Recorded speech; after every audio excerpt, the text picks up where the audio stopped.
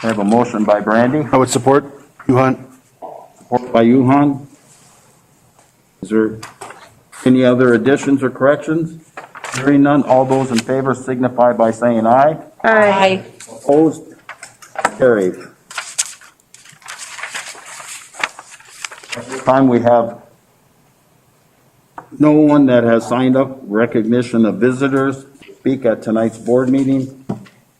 So we'll move on to item number 4, consent agenda. I'll make a motion to approve the consent agenda as amended. We have a motion by Stacy, support by Tom. Is there any discussion?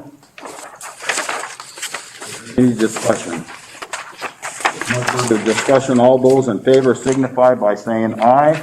Aye. Opposed? Carried. 5.0, 2021 annual audit presentation and consideration for approval. Spencer Ani. Thank you. Before I turn it over to Devin Segler from Walker, Drew, and Honey, I just wanted to publicly say thank you to business office staff, all they did this past year, bringing the two communities together into one financial system and all the hard work they did during the audit. It was a lot of work for all of us. I'm really proud of the way our team came together to accomplish it. So before I let Devin talk to you about the audit, I just wanted to say that. So thank you. Thank you. Make him do all the hard work. Yeah. As Spencer said, I'm Devin Segler from Walker, Drew, and Honey.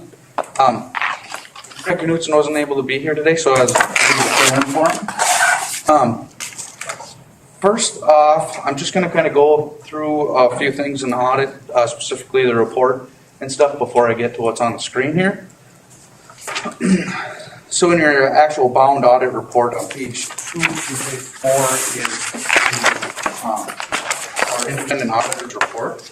And specifically on page 3, I wanted to point out there's 3 different opinion units that we have in the financial statements. There's the governmental activities, governmental funds, and then the aggregate remaining fund information. And this is detailed on the top of the page. As you can see, the type of opinion on the governmental activities is qualified, and obviously it's different than the other governmental funds, which are unmodified opinions. So these 2 different types of opinions. Unmodified is the highest opinion that you can get. And this opinion basically says that financial statements are in compliance with GAAP and reported in compliance with GAAP, typically want. The reason why the governmental activities is a qualified opinion is because the OPEB actuarial is old for this reporting period. Being that there's 2 districts coming together and there's contract negotiations and such, the health insurance is probably going to differ. So that's one of the things for next audit period is to get an OPEB actuarial evaluation, and that will satisfy that liability. Because right now, being Evelyn and Virginia, they were 2 different actuarials and they're outdated. So to get one for Rockridge, once the employees are combined, that will take care of that. So that's a difference than last year's audit reports that I just wanted to point out. I also wanted to say the unmodified opinion and qualified opinions. This opinion is specifically just stating whether these financial statements are in accordance with GAAP. It does not give an outlook on the financial condition of the district. So that is primarily the audit report. I'll jump to the screen here. This is the general fund balances. And over on the right side here, these are the ending fund balances and the beginning fund balances. The beginning fund balances come from Evelyn and Virginia combined. So, and we show revenues, expenditures, transfers, so you can kind of get an idea of where the fund balances are moving and whether they increased, decreased, in comparison to Evelyn and Virginia combined last year. So this is the general fund. These ending fund balances, they will agree to page 16 in the bound audit report. So if you want to get an idea of where these are coming from, this is just more detailed information than what's on page 16.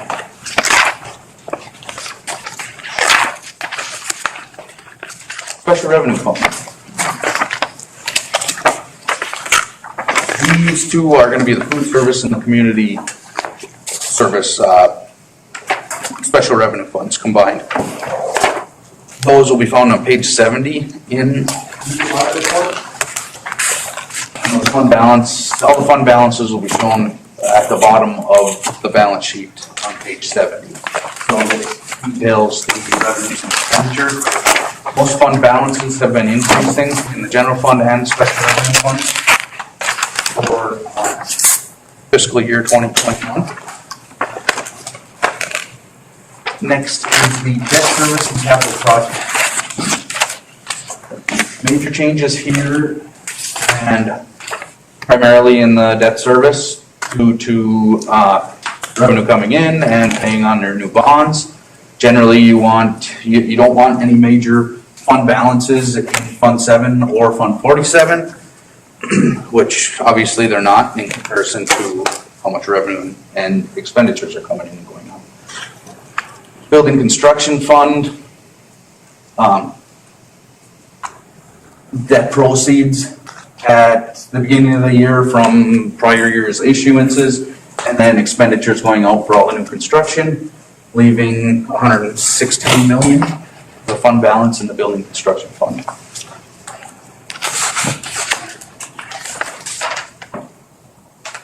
And as I noted earlier, page numbers, page 16 is where those ending fund balances will relate to in the bond report. Fiduciary funds, scholarship, and OPEB irrevocable trust fund. I guess I won't touch on the scholarships. Those are pretty immaterial to the financial statements as a whole. The OPEB irrevocable employee benefit trust. I'll just touch on this fund because Evelyn, in prior years, well, depending on what happens with contract negotiations and other employee benefits, employment benefits for health insurance, there's potential that there's this trust fund that if the district isn't going to be paying out post-employment benefits for retirees, that there's going to be this trust fund, and what the city or what the district needs to do with that trust. Because right now I believe Virginia was fully funded, so basically their liability is covered by the amount that they had in the trust. And Evelyn, the way it was set up, their trust fund was never going to be depleted because there was enough money in there to cover the other post-employment benefits. So I don't think it's anything major that you need to worry about now, but it's something to keep back in your mind for the future. Then I'm just going to kind of say the page numbers that I'm working off of.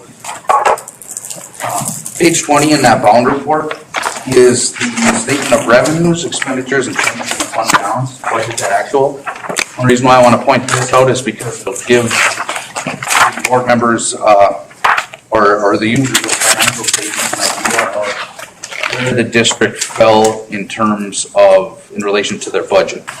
So the second column is the final budgeted amount, third column is the actual budgeted amount, and then the fourth column in that schedule is the variance. So generally, positive variances are better because you're either generating more revenue than you anticipated or you're spending less than you anticipated. So that's kind of the comparison of this, or this schedule just as a nice comparison to see where the district wound up as far as the general fund. And the general fund increased about $2 million.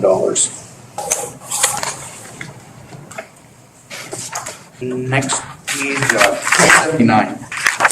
So this year and previous year, district that spends over $750,000 in to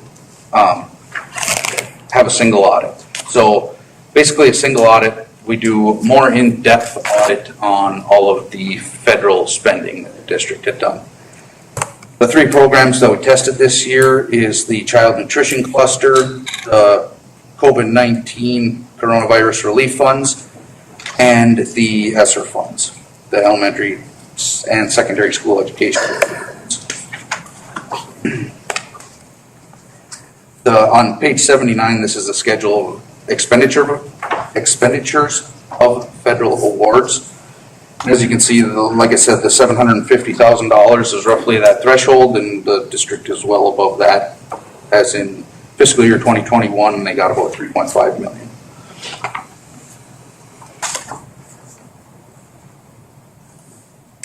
I will skip forward. These are all going to be sideways, right? I can rotate it though if you want. Just stop at the one you want and I'll rotate. Okay. I think the rest of them can be rotated. Okay. Up and down. Then I was on page 12.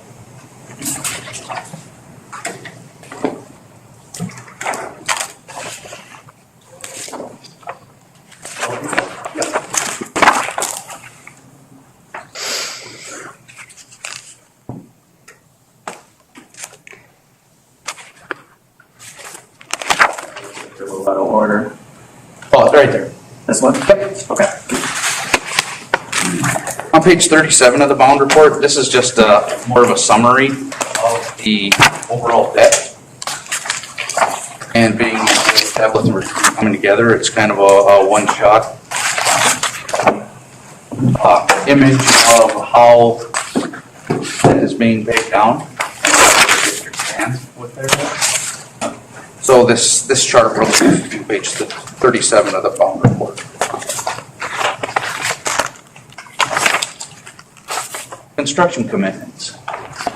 This relates to page 45 in the bound audit report. This just shows what's been spent as of the end of the year, fiscal year 2021, and the total budget. So roughly a third of the way there.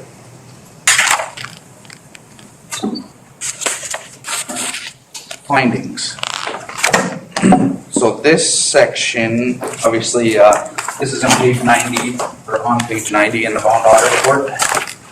There are basically 3 kinds of findings: material weakness, deficiency, and then management points. Material weaknesses are the most significant kind of finding. And deficiency is a little lesser, but it is still a finding up front. And then the management points are in the management letter in the back, which are recommendations and they aren't as significant to be an finding. So I'll just buzz through these quick. Segregation of duties, that first one, both in Evelyn and Virginia last year, we've had it. Segregation of duties, basically it's due to limited office personnel. I would say most of our smaller governments and our districts have this, and it's primarily just because there's a limited staff, and depending on what office staff does and how it is segregated, and those duties are segregated, will determine whether this finding is relevant. I think with the districts coming together is an opportunity for the business office to restructure some things and maybe segregate duties better. This finding is also a federal finding. Spencer has a lot on his plate with the grants. He handles basically all of the grants, so that's where the segregation of duties, it's relying on one person to do a lot of it. And from an accounting or auditing standpoint, multiple people in the process is better than just one. because you're relying too much on one person. 2021-002, lack of control over financial reporting process. This finding is both in Evelyn and in Virginia last year, and it is because we put together the financial statements and the district is relying on us to do the financial statements and the notes. I would say 95% of our clients also have this finding. Minnesota legal compliance, 2021-003 collateral requirement. The district is required for deposits on hand to be fully collateralized with all of the bonding money that came in. I believe it was a Miners Bank, that the collateral was insufficient to cover the deposits.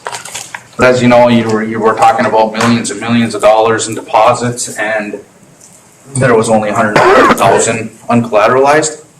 Something to keep in mind, during our audit, we have a checklist that we go through all the state statutes that are significant to a district, relate to a district. That's one of them. The district was uncollateralized, so we basically had to put it in there. I wouldn't say that it's that major of an issue, but since it was uncollateralized and the state requires it, we put it in.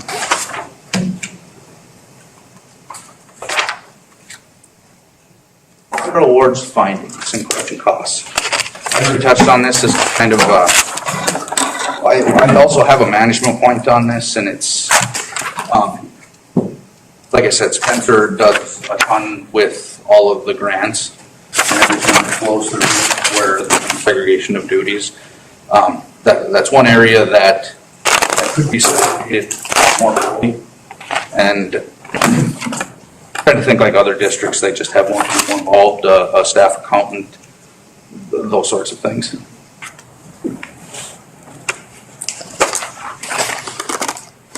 This, Devin? yes. The findings, you mentioned there can be a material weakness, I'm sorry. insufficient or sufficient, deficient, or the third level. I mean, what? I did have those written down. So I thank you for pointing that out, because I did have them written down which is which. So let me go back and I will point that out, or say which is which. So segregation of duties. That is a significant deficiency. So it's like the lower of the two findings, deficiencies. That is because even though it's a finding, we don't think that it rises to the level that the financial statements could be materially affected. Because we went through the financial statements and audited them, and just because Spencer's relied upon for a lot of these duties does not mean that we think that there's a misstatement in the financial statements because of that. However, on this next one, this lack of control over financial reporting, that rises to a material weakness because the district is relying on our firm to create the financial statements and the notes. And basically, you're not giving us this and or going through a big checklist to make sure everything in the financial statements is included. So that's the reason why this 002, that lack of control, is a material weakness, because if we were to miss something, there's no check that the district is, looking through everything to make sure that they're in agreement with our records.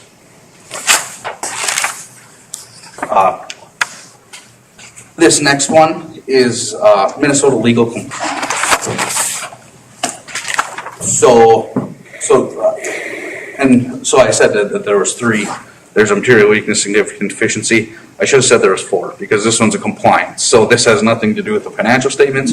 It has everything to do with state statutes. Like I said, there's a checklist. So there's a difference between a significant deficiency and a material weakness and a compliance finding, because this compliance finding is related to state statute. collateral, to make sure that your deposits are fully collateralized, won't affect the financial statements because you still have the cash, the deposits, and they're recorded properly in your financial statements. They're just not collateralized. Then the last one is also a significant deficiency. The 004 it relates to the same finding as 001. We have to put it in there because it is considered a federal finding also and a financial statement finding. So this fourth one is a significant deficiency as well. So the third one, the compliance issue, is separate. Yeah, I would consider it a compliance finding, not a material weakness significant deficiency. Because that has to do with state. Thank you. Yeah, I appreciate you bringing that up because I did have it written down and I should have went through that. So I appreciate it. Corrective action plan. So we had something similar to this in previous audits.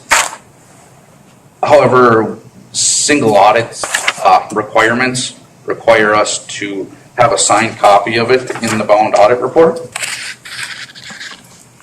And name of contact person responsible for corrective action is null.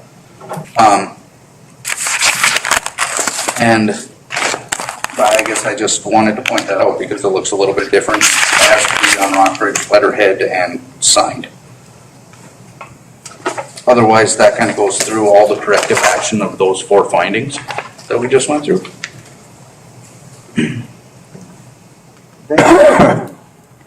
The management. So these are points to take into consideration. They don't rise to the level of a finding, but they're things that we noticed throughout the audit that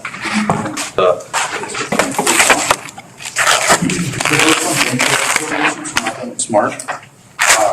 Like I said, similar to grants, a lot of this was kind of Spencer had a lot to do with the merging of the 2 districts.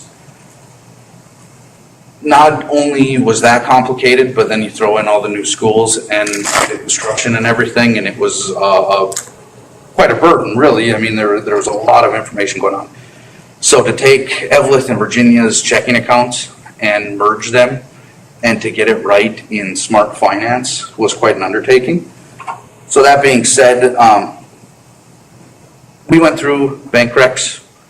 However, Smart Finance needs some updating to get them to how basically they were before the districts merged, if that makes sense. So we can, hopefully next year, that'll be figured out within Smart Finance, and I think Spencer working with ARC will figure all that out. Number 2, student activity accounting records were not recorded in Smart Finance, not being posted. So during our audit process, we try to hit a November 30th deadline, which basically, we hit that deadline, all our numbers have to be reported to the state and basically finalized. We got to that point, and then in December, it was noticed that this one journal entry wasn't posted to record that student activity. Student activity accounting. And that was something that was new either last year or the year before, that was required to be reported in Smart Finance. Grand scheme of things, it's immaterial with financial statements, but is one thing that was missed, can be fixed next year, and it shouldn't be an issue going forward. Number 3, journal entries. Journal entries reclassifying fiscal year 2022 expenditures from fiscal year 2021. Overall, the reclasses were immaterial.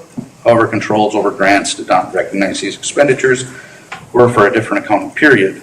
We suggest the district review their internal controls over grants to ensure controls are properly segregated between office staff. This management point is similar to that other finding we talked about, the federal awards finding, where possibly additional office staff involved with grants could help catch some of this stuff. As it states here, they're immaterial to the financial statement, We want controls to be able to catch that in case it is material, and then so the financials are reported properly. Other than that, I don't know if you guys had an opportunity to look through the financial statements or if you had any questions on anything I presented. Any questions for Devin? Devin, I have a few clarifications and questions. Sure.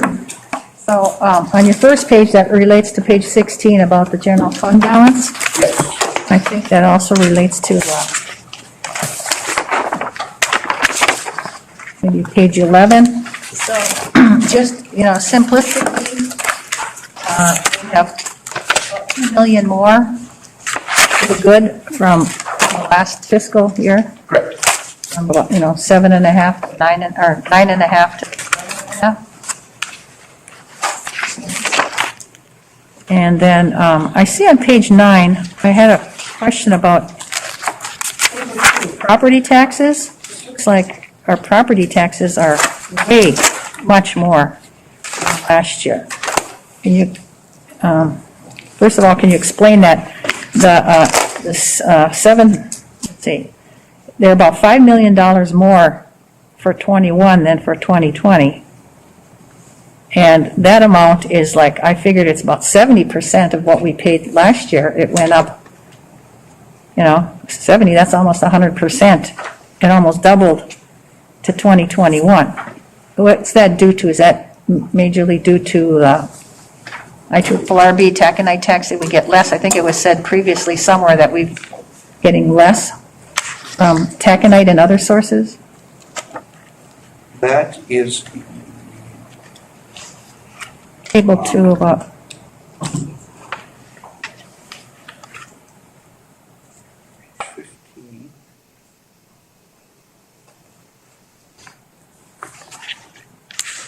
So that's in the government-wide financials. Yeah, it's a. And I just wanted to look at another place to give more detail.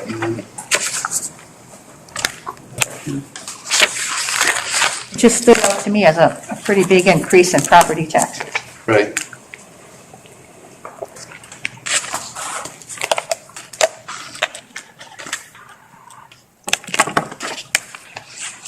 I think I might have to get back to you on that one.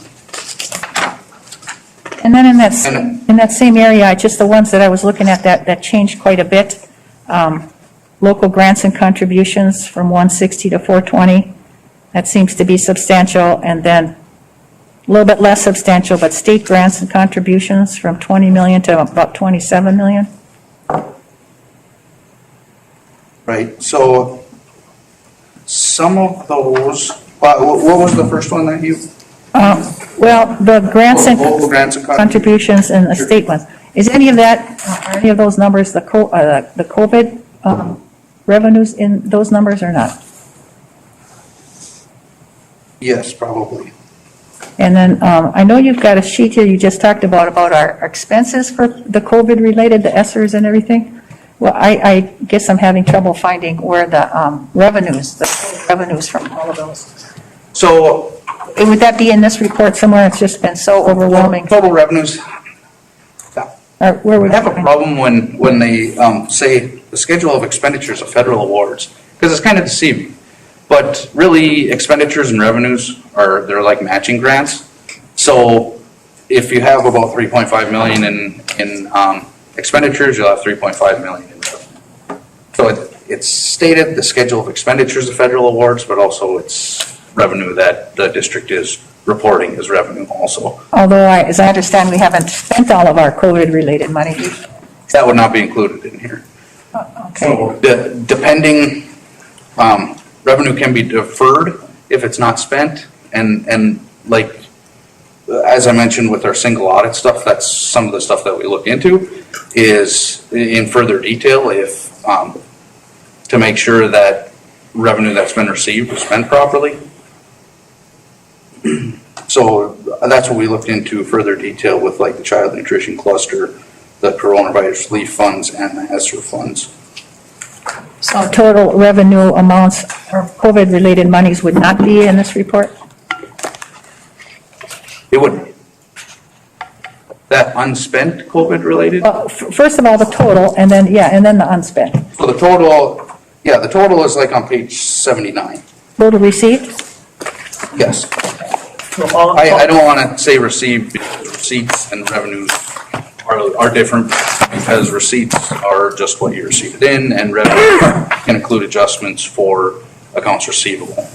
Or the total that we're entitled to, the total we've spent, and the balance that we have left. All of the COVID grants are, you get the revenue after you've made the expenditure, so you can't get the money until you move in the money. So in this fiscal year, all revenue and expenditures are equal. So like you said, we spent about 3.5 in federal dollars. That's the amount of revenue we received. Yeah, well, that would make sense because this is a report of what actually happened, but somewhere there's figures of what we're entitled to, what our formulas are. Yes. And I think you've given us a report previously. I'd just like to keep up with those numbers. Sure.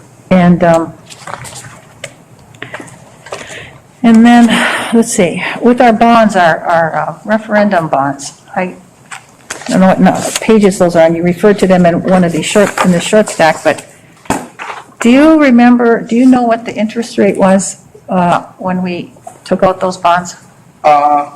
Just give me 1 second. Where that might be? I believe it was in the twos. What? I think it was about 2.4. And what page, Devin? 36. 36.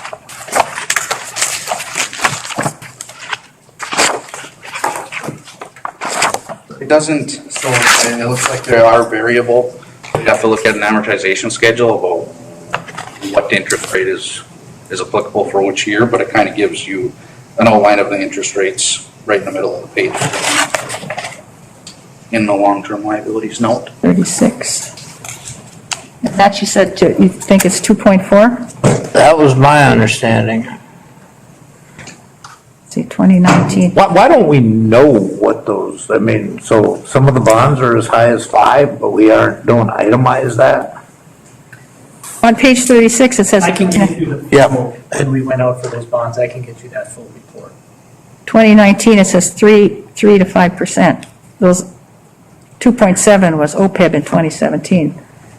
Okay, and so that's money going out. I know we are making some money on our balance of money. We are, we're making interest and some on investments, Right. at the offset of what I'm interested about. And then one more question I have, I think on page 9, but it's also on your page, your general fund balance, the first page, that 115,000, and I think I know what that is, but I have a question about it. It was taken out of the general fund, 115,000 for the special community special revenues. I think that would be the money for 5-year-olds or preschool or something. Yeah, you're shaking your head. Yeah. Yeah, that's the old fund balance we had for the 4-year-old program. Okay, so we took 115 out of our general fund, but were we eligible at all to receive any grant money for that? For that, and we didn't get it? So that's in addition to the school readiness grant and the pre-K dollars that we received. Okay, So that's in addition to that, to cover the expenditures of those programs. Okay, so we wouldn't have been eligible for the 115,000 under any other grant we had, Correct, no, we weren't. that we weren't eligible, it didn't apply, it's not covered, we're not eligible, they don't give money for that specific purpose. We received money for those specific purposes, but we spent more than what we received. So we have to take that out of the fund balance. No, I understand it. So on Which page was the 44 at the top of the page, note 7. But those funds weren't eligible, is what I'm trying to get at anywhere else. They weren't eligible. Did you say 45? 45? 44, note 7, interfund activity, on transfers. This says from 150,000 from the general fund to the community service special revenue fund to fund deficits. Right, yeah, I found that in a couple of places. Okay. And then, it seems like we budgeted less than for revenues and expenditures than what actually happened by almost, 3 times. We might have budgeted for a $400,000 to $500,000 increase. We ended up with a $2 million general fund balance, so it's kind of off. One of Get to the that things right. that, when we're talking $2 million, 1.8 million of that is actually from the capital, so Fund 5, between the excess taconite capital, operating capital, and long-term facility maintenance. Okay, That was 1.8 million of that increase, and that's because we didn't do a lot of long-term maintenance projects, knowing that we weren't going to have some of these buildings going forward. So the general fund is $170,000 increase to the fund balance. The rest of that, close to 2 million, is from capital. you said 170 million? 170,000. 170,000. Fund. 1.8 million is in Fund 5, which is the capital. Yeah, that's a good thing to point out, because they're, in our financial statements, Fund 1, 3, and 5 are all lumped together as the general fund, and that's UFAR's reporting. But on Smart Finance, when Spencer logs in there every day, he has all the different funds, 1, 3, 5. So our fund balance of about 11.5 million, you're saying 1.8 million, Spencer, is like unusable, designated unusable reserved, whatever the words are, dedicated? Our ending fund balances for unassigned fund balances, which is kind of our general that we talk about that can be used for anything, Right, is just under 2.5 million, which represents about a 7.3% fund balance percentage. Our policy says that we should be between 8.3 and 16.7. We're at about 7.3 right now. We have restricted fund balance. Those are ones that are for like staff development, gifted and talented, medical assistant, basic skills, those type of things. We're at just under $500,000 in those. Then reserved for capital items, which is those 3 categories I just said, which is taconite, operating capital, and then long-term facility maintenance. We're at $2.9 million in those. And we also have 5.5 million committed to the construction. Those were the old 3 million for the Laurentian Elementary and the 2.5 million for the Rockridge High School that were done from the previous districts. Yeah. There's still fund balances in this audit report. And that's it for the funds 1 through 5, which is the general fund. and I was just wanting to understand and separate the restricted, assigned, the ones we can't, versus the unassigned ones, dollars. Thank you, you answered one question that I was going to about our policy and the percentage of fund balance, thank you. All right, those are my questions. Thank you, Polly. Any other questions? No other questions? Thank you, Devin. Thanks. And Spencer, you deserve a thank you as well. It's very Absolutely. apparent. Thank you. We're looking for a motion to approve. Motion by Matt, and support by Lager. Andy. Any other discussion? Further discussion, all those in favor signify by saying aye. Aye. Opposed? Carried. Quarterly presentation.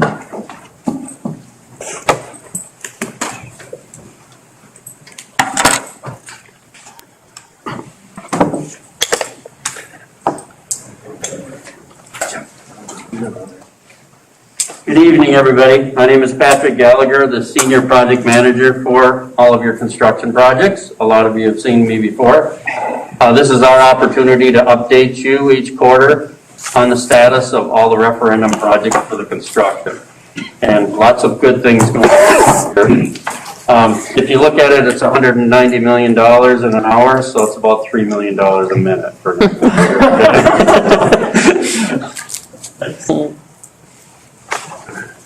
So, what we will go over here is the budget process and the status, and then we're going to go over each of the projects, about 15 minutes apiece. The Laurentian Elementary is Pete Ovnen, And he will go over that project. That project is just finishing up, and he'll give you the status of that.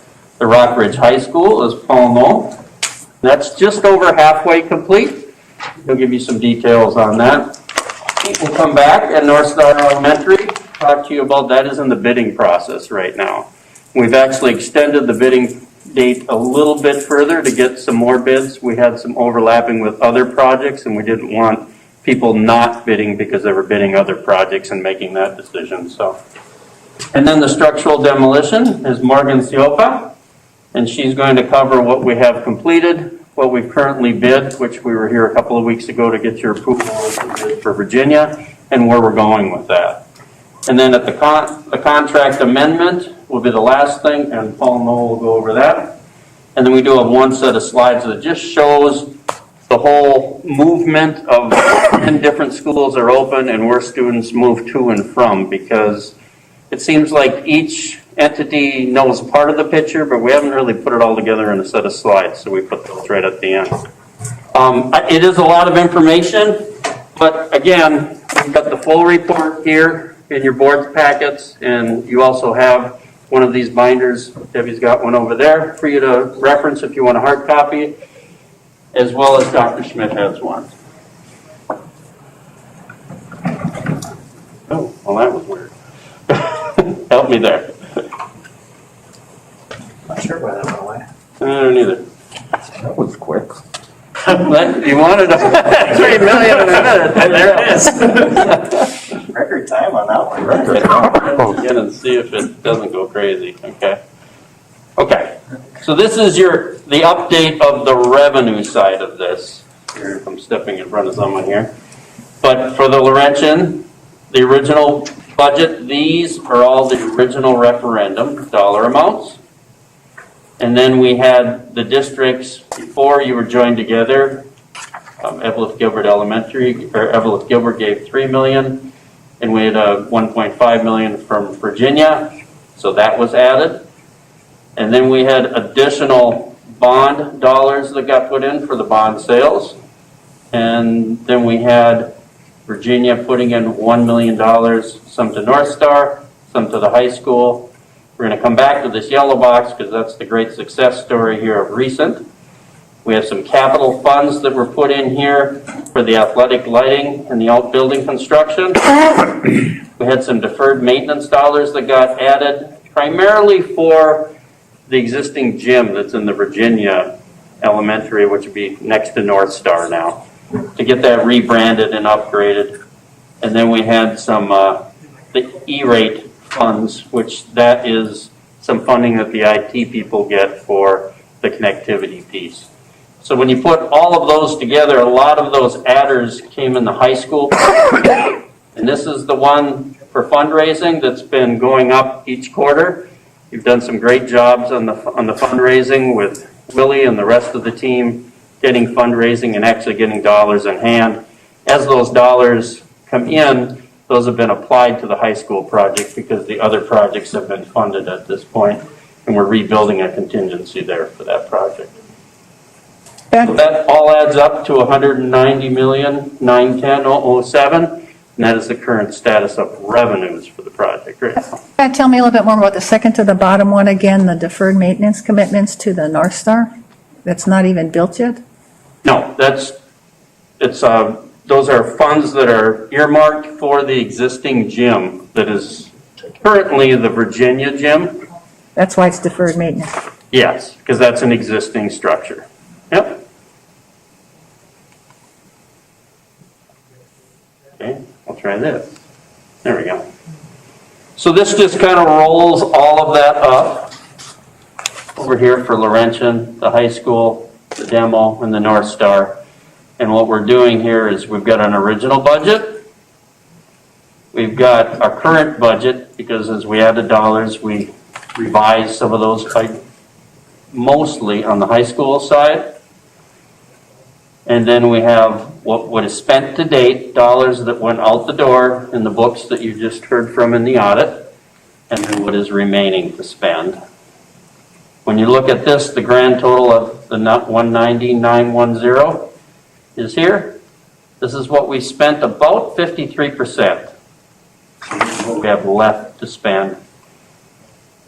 And that's at a glance where all your dollars are laid out. There's a larger spreadsheet that's in your board packet that gets you to all those dollars. And then there's also logs on how each of those dollars were spent.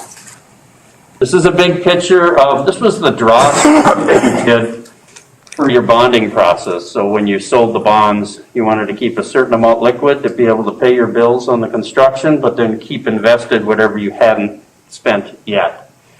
And this is where we are today. So the elementary school, Laurentian, is here. This is the construction portion of the elementary. This is the pre-construction. So that is just about complete. We're actually going to do a final walkthrough on the 31st, and Pete's going to talk to you about that a little bit. On the high school, this was your pre-construction. Here's your construction. Notice how you're just over halfway in that. And North Star Elementary, we've gone through a bidding process, a design process, and then we went out for state plan approval, made some changes to that those drawings based on that, and then we're in the bidding process right now, and then we'll be into the construction after we demolish that elementary school. And then on the demolition, we have some buildings that we took down. We have the Virginia building that needs to be demolished, and we have those bids in, and you've approved those. Then we have the Gilbert Campus, then we have the Abatement campus. So it shows you pretty much in a snapshot, you're 98% complete on Laurentian Elementary, 57% complete on the high school, 4% on North Star, and that's primarily due to design costs to date, and then 7% on the demolition piece, because we've only got a few buildings that we've actually taken down at this point. So 52% spent, 48% not spent yet. Pat, where's the manual training on that purple? On the purple bar up there, it was scheduled originally to be demolished, so it's back in here. It's in there, okay. Back when you approved the bids, I believe it was in October. But we are still awaiting the historical approvals for that demolition. So any questions? That's just the overview. Now we're going to go through each of the projects. All right. You are first, Pete. Watch those buttons. They're touching. Patrick. All right. For those of you who don't know me, I'm Pete Avenin, project manager for KA, working on the Laurentian Elementary up on top of the hill here and the future North Star. So first up, we'll take care of Laurentian. Thank you, Michael. Go through a construction update, which includes the safety, budget, schedule, punch list status, and some photos at the end for quality. Any questions you got then? So safety, 0 lost time accidents, 0 OSHA violations, 0 new COVID impacts. So looking really good there. The next OSHA consultation, which Paul mentioned on high school, we won't have them on ours anymore. That is February 10th. Budget update. Pat went through some of this already. Something that was a little bit different is we did add this current column. So we have the original budget, the current budget, spent to date, and the remaining. And as you mentioned, all that detail is in your board packet as well. So just a visual on maybe. There. Okay, so overall, 93% spent, 7% remaining, which is pretty normal at this stage in the game. We have some things to wrap up, some owner soft cost stuff and furniture and all that kind of stuff too to come in and pay for yet. So we're right on schedule for that. Contingency, we've spent most of the contingencies thus far. There are some pending charges out there right now, and we'll end up with 0 remaining. Those pending charges are over the last couple months here, all the last unforeseen items that have come up, any little tweaks and changes that have been made to make that school just the way you want it. So schedule, a couple of these things have happened already.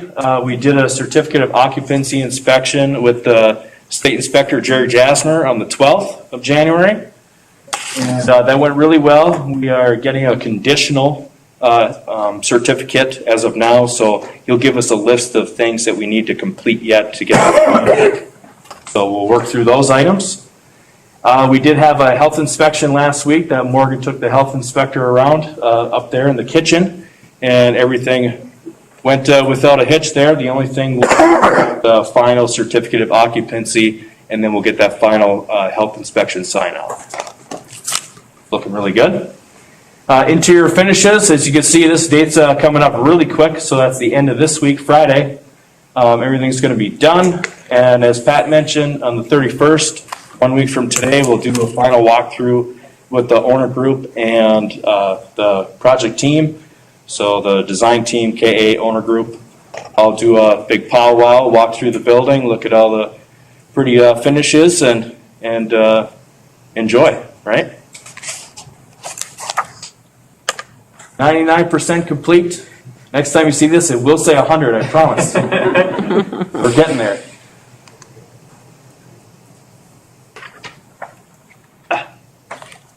Okay, so just kind of a list that we went through these dates already.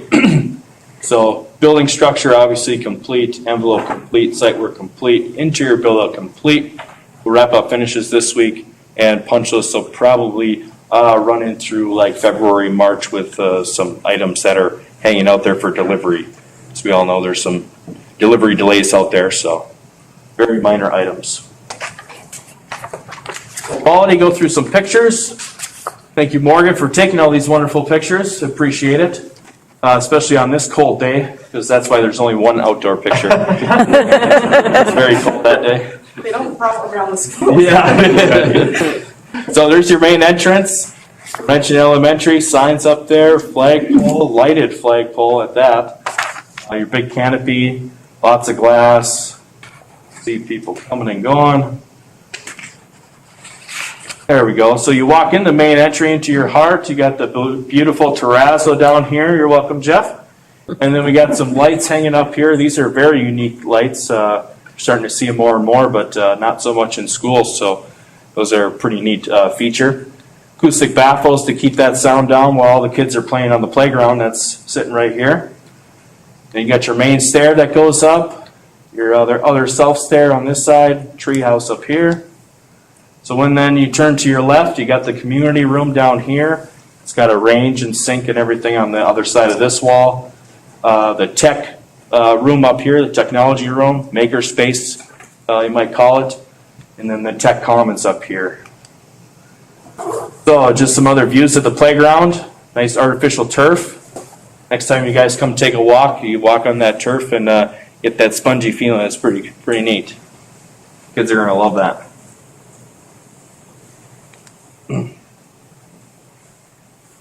And as you move down the corridor towards the gym, so again, we're standing right here, and we're looking left, and now we're going to come down this corridor here to the gym. All this nice wall covering. There's some sayings on here that people had chose to put on there. Pretty neat. And then you walk into the gym. I don't think I've ever seen an elementary gym look like this before, so it's pretty impressive. I love it. Volleyball nets. There's badminton nets also. Sets of bleachers. Acoustic panels to take the sound down. 6 hoops. Oh, I think I skipped one. Come on, button.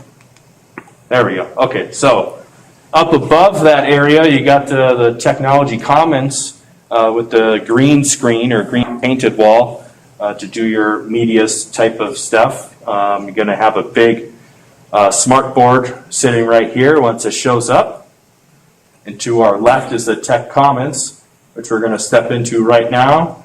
You can look down over the heart. Like I said, lots of glass in this building. You can see down to everyone down in the commons area. You can look up, see what the kids are doing. All the nice natural woodwork. Kitchen down here. Jim Roy, our superintendent right here, FYI.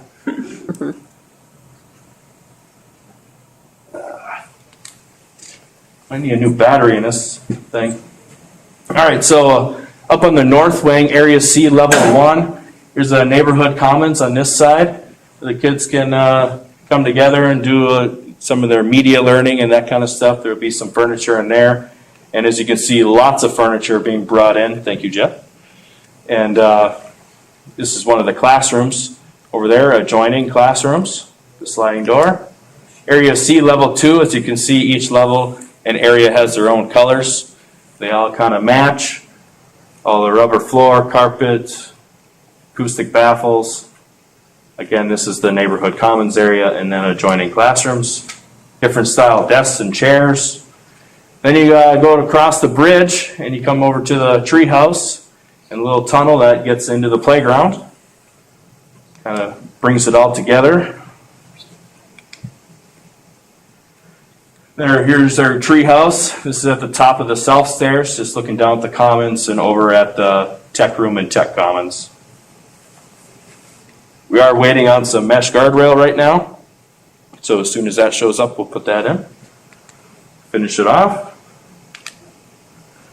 So over on the south wing, as you enter that south wing, there's a couple of group rooms there and with some wall coverings that were chosen by, I think the public chose some of the pictures and stuff. So they turned out really great. There's another one, the loons. I think that was your favorite, wasn't it? Well, yes, and it's important for the board to realize these are all area photographers, local photographers that's where these pictures came from. Cool. Cool, so area D, Level 1, that south wing, that's our pre-K, K, so the rooms are a little bit different. So this is the adjoining rooms here. You got a little bit more rubber and carpet. There you go, Area D, Level 2, so up on the second level, I believe that's grades 1 and 2. Your group bathrooms down on the one end. Group room that you can see out over to the Jeeper Trail and down into the courtyard down over on this side. Just one of the, this is the smart room over here. Down the kitchen then.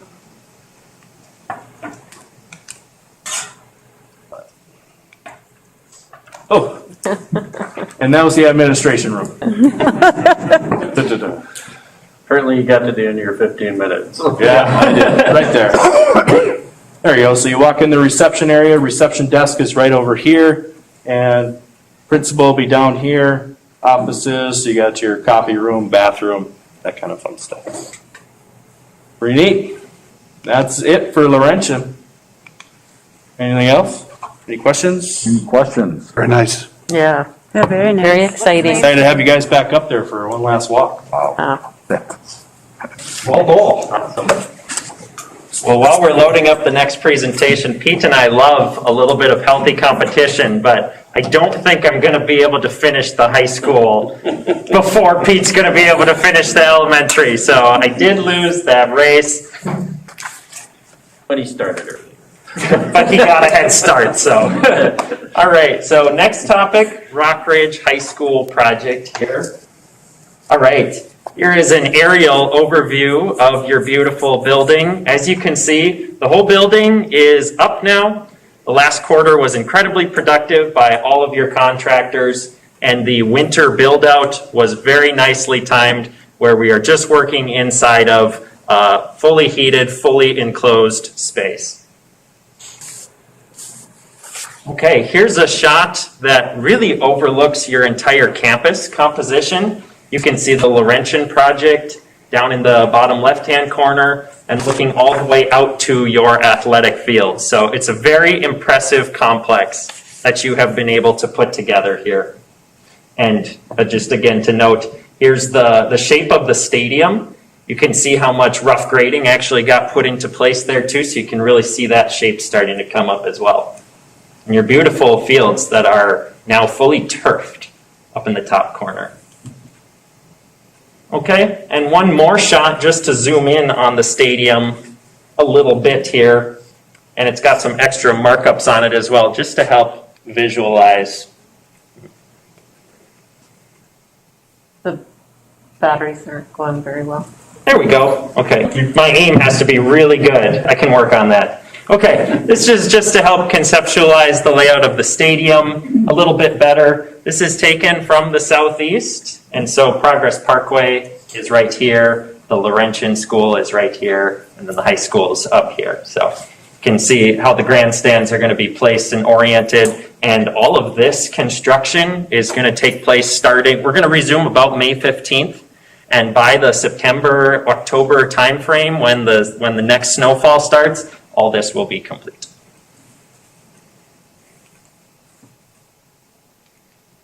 Okay, really quick, we'll go through our core four: safety, budget, schedule, and quality. So safety first, as always. We're over 300,000 hours of contractor time invested. That'd be like if one person worked full-time for 150 years straight on the building, just to put it into perspective. Still at over 100 workers per day on this job site, and over half of the actual companies that you've hired to construct that building are active every day on the job site. In all of 2021, 0 lost time accidents on the entire project and zero OSHA citations. A couple of positive cases within the last 90-day period, and like Pete had on his slides, just addressed through the proper published protocols. And we're excited to have the state OSHA consultants come back in just a couple weeks here. That process has been working very well. All right, on to budget. Patrick covered this slide majority already. Almost up to $120 million on this project. The cell that's highlighted is the cell that changes the most. That's what's gone up over the last period by approximately $450,000. And that's been due to the commitment of additional fundraising dollars into this particular project's funding. Okay. Like Pete had mentioned, we show the original versus the current and the total spent to date, and you've spent $68 million. We show that, I believe, on the chart on the next slide here. Okay. So we are over the halfway point now, which is great. You are over the halfway point now on this project. So through the 30th, you've spent approximately 57% of the money on the project. Okay. On your contingency balance, you have about $400,000 left in your contingency right now. This number has gone up due to the commitment of those additional fundraising dollars. All right, on the schedule side of things, 56% complete through the end of December, which means that, again, that pie chart is over halfway full now, and we're looking to be done. Standing right here in this place about 1 year from today is when you can expect all of the site work, all of the building work, 100% complete, ready for district takeover. Very similar to the process that Pete's going to be going through with your team over the course of the next couple months. So we'll do that meeting in the Commons then, this meeting a year from now? There you go. I like that. I like it a lot. Okay, and I won't go through the detail on this, but we do have a published roadmap to be able to complete each one of the spaces within your building sequentially. And we've gone through the numbers, and this is the published plan to be able to finish your project on time. But most importantly, it seems like the building is far away from being completed. But we're going to start the punch list process, which means that particular space of the building is done. That process is going to start in May of this year. So in 4 months about when we'll be punching the first space. And that space happens to be, it's got its ceilings in today, it's painted today, and you can do a lot in 4 months. And so it's going to take about 6 months to sequentially, every 2 weeks, punch out a new space building. But this has been communicated to all of your contractors, and it is very achievable to finish your project on time.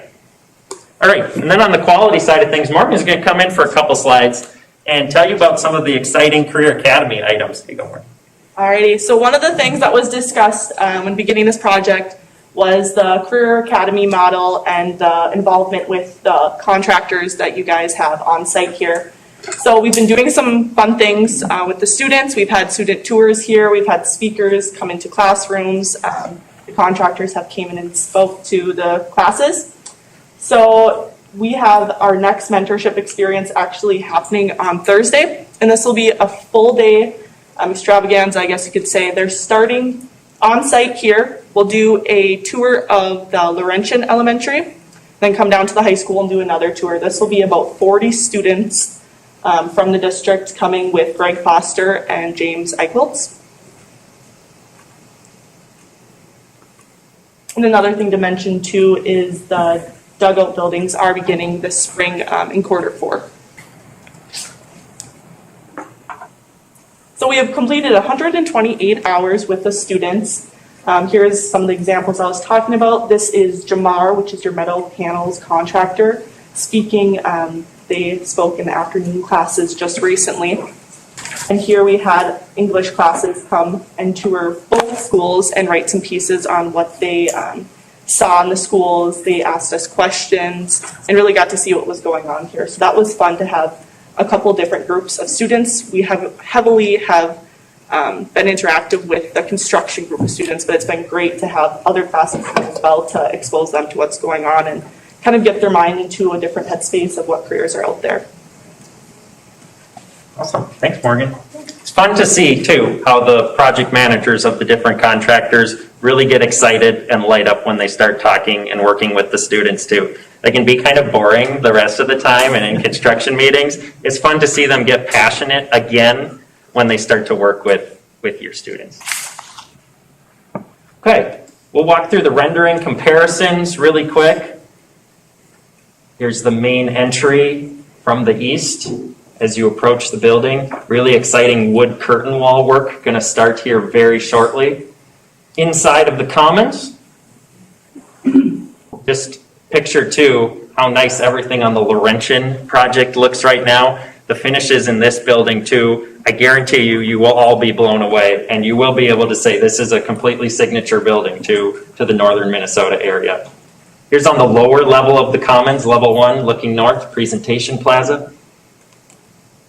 All right, inside of one of the learning neighborhoods. Here's the learning courtyard. You can see these weathering Core 10 panels are starting to be put on. These will have their rusty patina. That'll develop over the course of the next year. It'll be about 2 years until the students are in the building, give or take. And so you should be more towards this nice rusty aesthetic color by the time the building actually has students in it. Okay, inside the Performing Arts Center, lots of steel work ongoing right now. Very busy space. Inside the Athletic Commons. And then inside of the gymnasium. So we've got some more work to do. Certainly have our work cut out for us, but we will definitely get there. This is just a detail shot, again, of those weathering steel panels going on. Okay, inside of one of the learning wings. This is up on the top level. Lots of light, very open. Inside of the Woods Lab, all of the great technology you have in this space. All right, a couple other CTE equipment items like the welding booths have arrived and begun to be installed as well. And you have all the basketball hoops up inside of your gym. Okay. Pool is coming along very nicely as well. All of the drains are in. The main body is formed. They're working on the deck right now. And you're getting a really cool scoreboard assembly in here as well. And the wetlands boardwalk has finally arrived as well. And so this is what connects the high school building to the softball, baseball field complex. It's best to do that in the winter. Yes. Protected wetland, yeah. Okay, any questions on the Rockridge High School project? Paulie.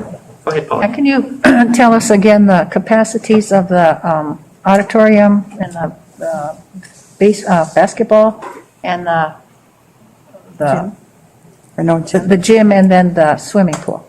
Okay, seating capacities for pool, main gym, Auditorium, and performing arts center. performing arts. Okay, performing arts center seat number About 840. 840. Okay, 840. The main gym, And just to be clear, that 840 varies because there is an area where you have removable area for the stage, so. It goes over the pit. the pit filler. The main gymnasium, I would have to double check with the addition of the traveling bleachers. Oh, that's I true. know the total capacity of the building was around 1,500, but we can, and I don't know the pool one off the top of my head, but Morgan, if you just want to jot down those three capacity items, we can send those over to Dr. Schmidt or Stacy, and that information can get disseminated to the rest of the board. But we're happy to answer that as Thanks. readily accessible info. Good, thanks. Okay, great. Any other questions? Awesome. Thanks for your time. We're on to the next one. That'll be the North Star Elementary project. Yes, sir.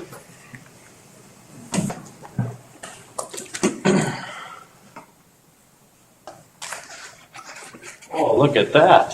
Have to get up. Got it all loaded. All right. Okay. The last and final school of North Star Elementary is going to be starting sooner than you think. So we're going to go through a bidding update, where we're at, schedule, budget, and then any questions you got for me. So bidding update, we're in that bid award stage. As Pat mentioned, we're going through bidding right now. And actually, we're going to, this date is wrong, just changed late today. It is going to February 3rd.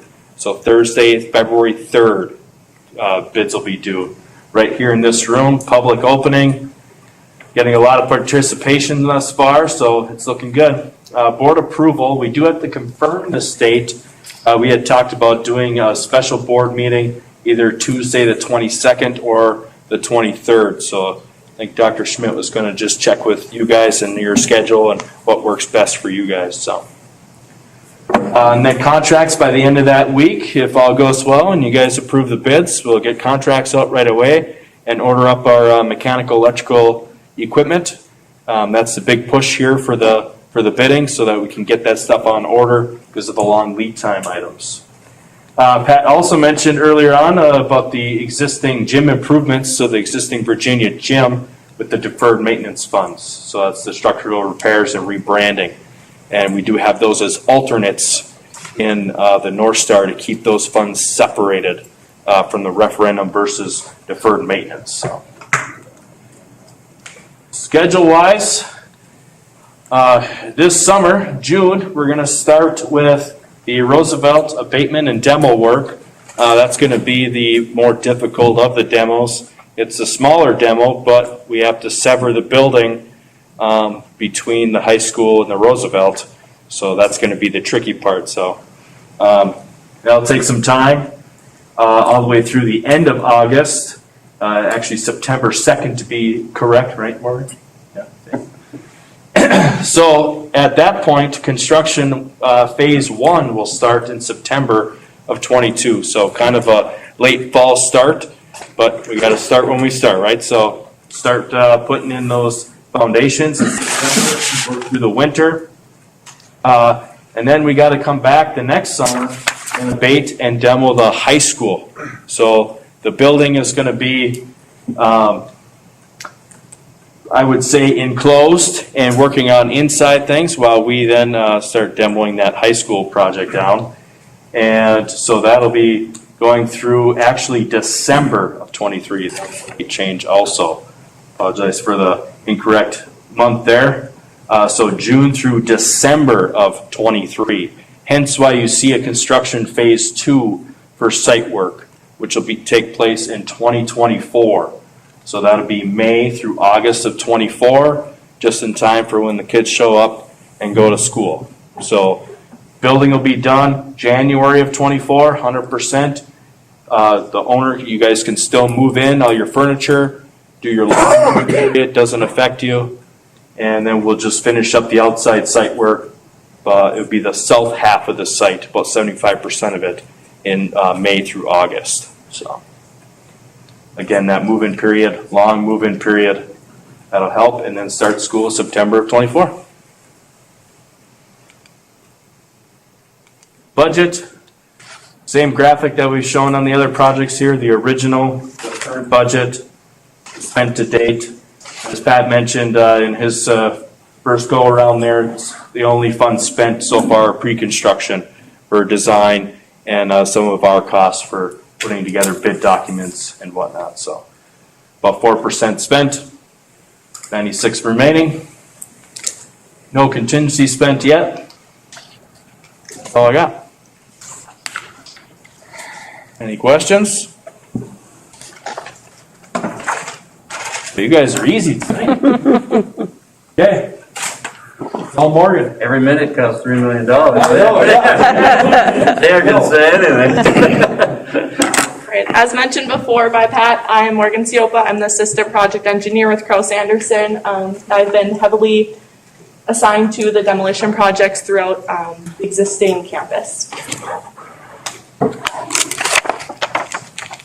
So our agenda for this, we will go through the hazardous materials and demo update. We will give a budget update and then closing comments and questions as well.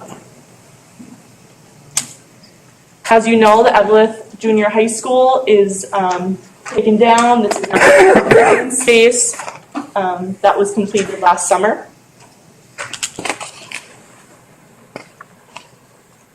Manual Arts Building, we have abated it. Now we are waiting on the City of Evelyn approval so we can begin demolition, anticipating February 2022.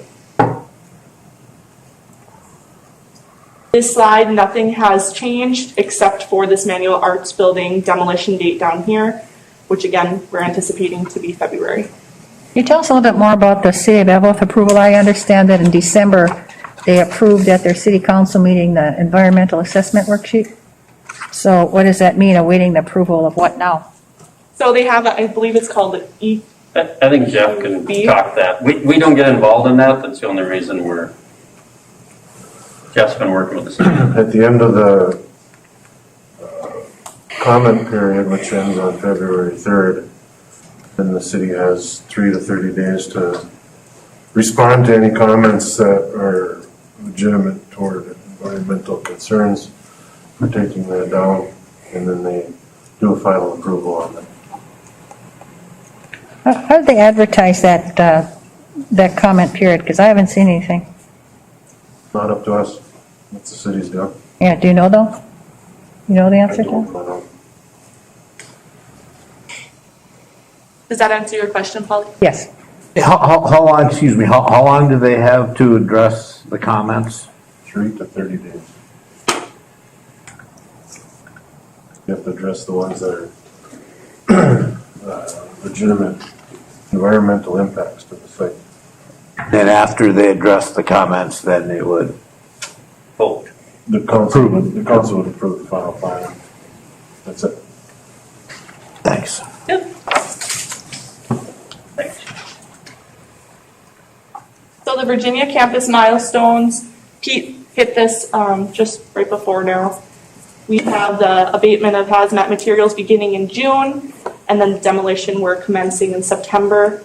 And then the following year, next summer, we will begin the abatement of the high school and annex beginning in June, the demolition finishing in June.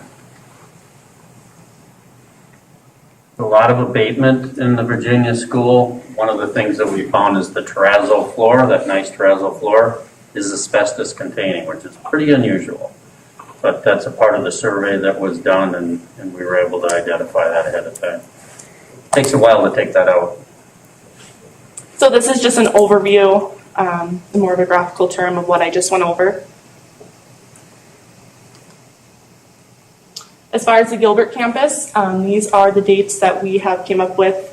Coming up in February, which is very soon, the advertisement for bid will go out. The 21st of February is when the bid pack will go out. We will have a pre-bid meeting on the 23rd, and the bids will be due on the 17th of March. After that, we will come back here to speak to you guys about school board approval on those buildings. And is this for all of the entire Gilbert campus?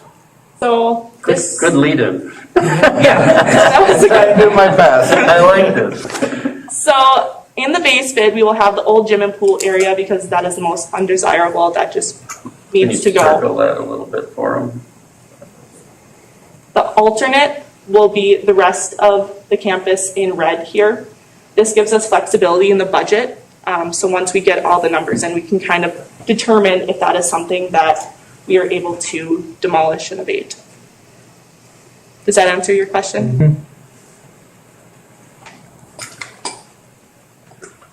Where's the city of Gilbert on an interest or no interest in those buildings to buy? Or not? I'm not sure. No interest. I believe they had a time frame of the end of December, and they chose not to. So their interest is ended? Yes, they do not have any interest. Have they notified us formally of that, or? No, they have not. I believe the city of Gilbert will formally let you know before this month is over.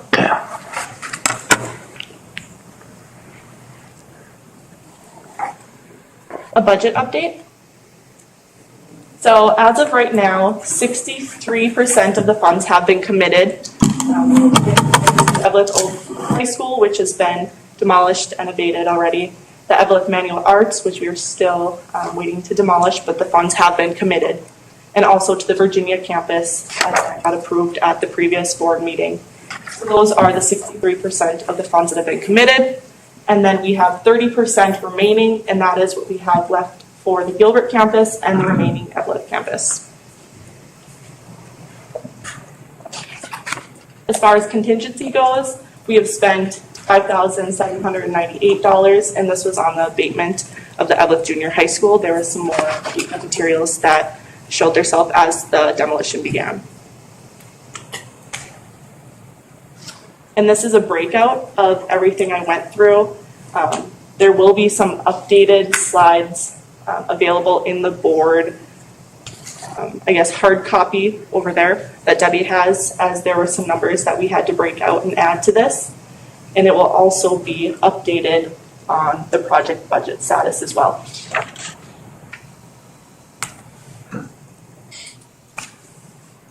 Are there any questions or comments?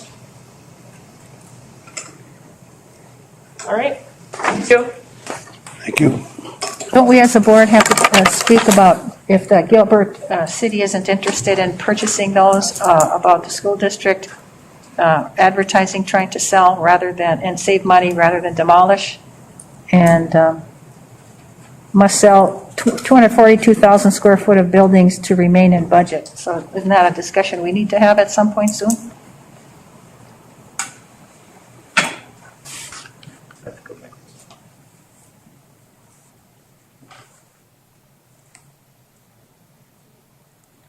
Oh, sorry. Oh, that's okay. I guess, I mean, To the next one.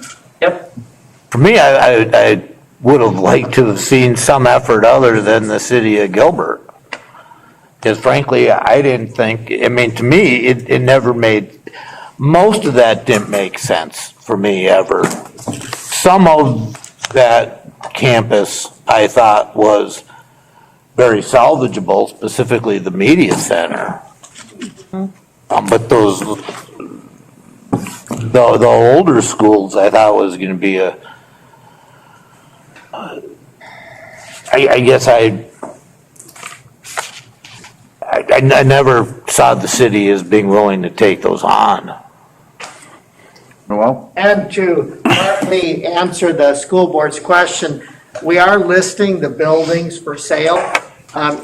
Whether or not the city of Gilbert, whatever they decide to do, because there may be another party out there who is interested in the buildings, who wishes to redevelop them, who has the financial backing.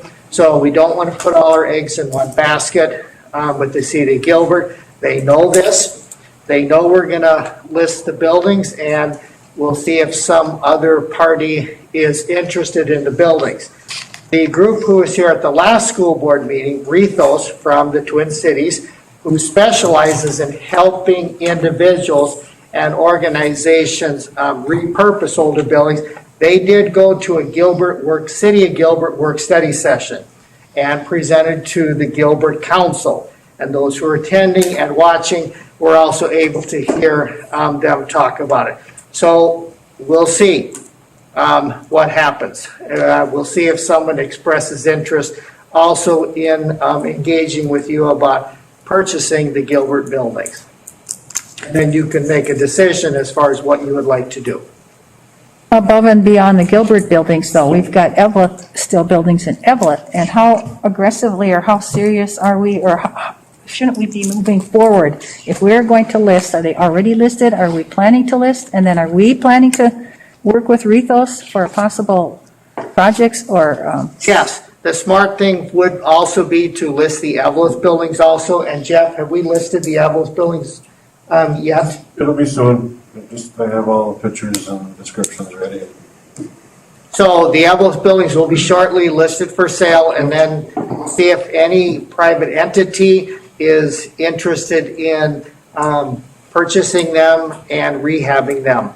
And again, if Rethos may or may not be involved in that, the cities of Gilbert and the cities of Eveleth will be involved no matter what, because they are in charge of redevelopment. We are not.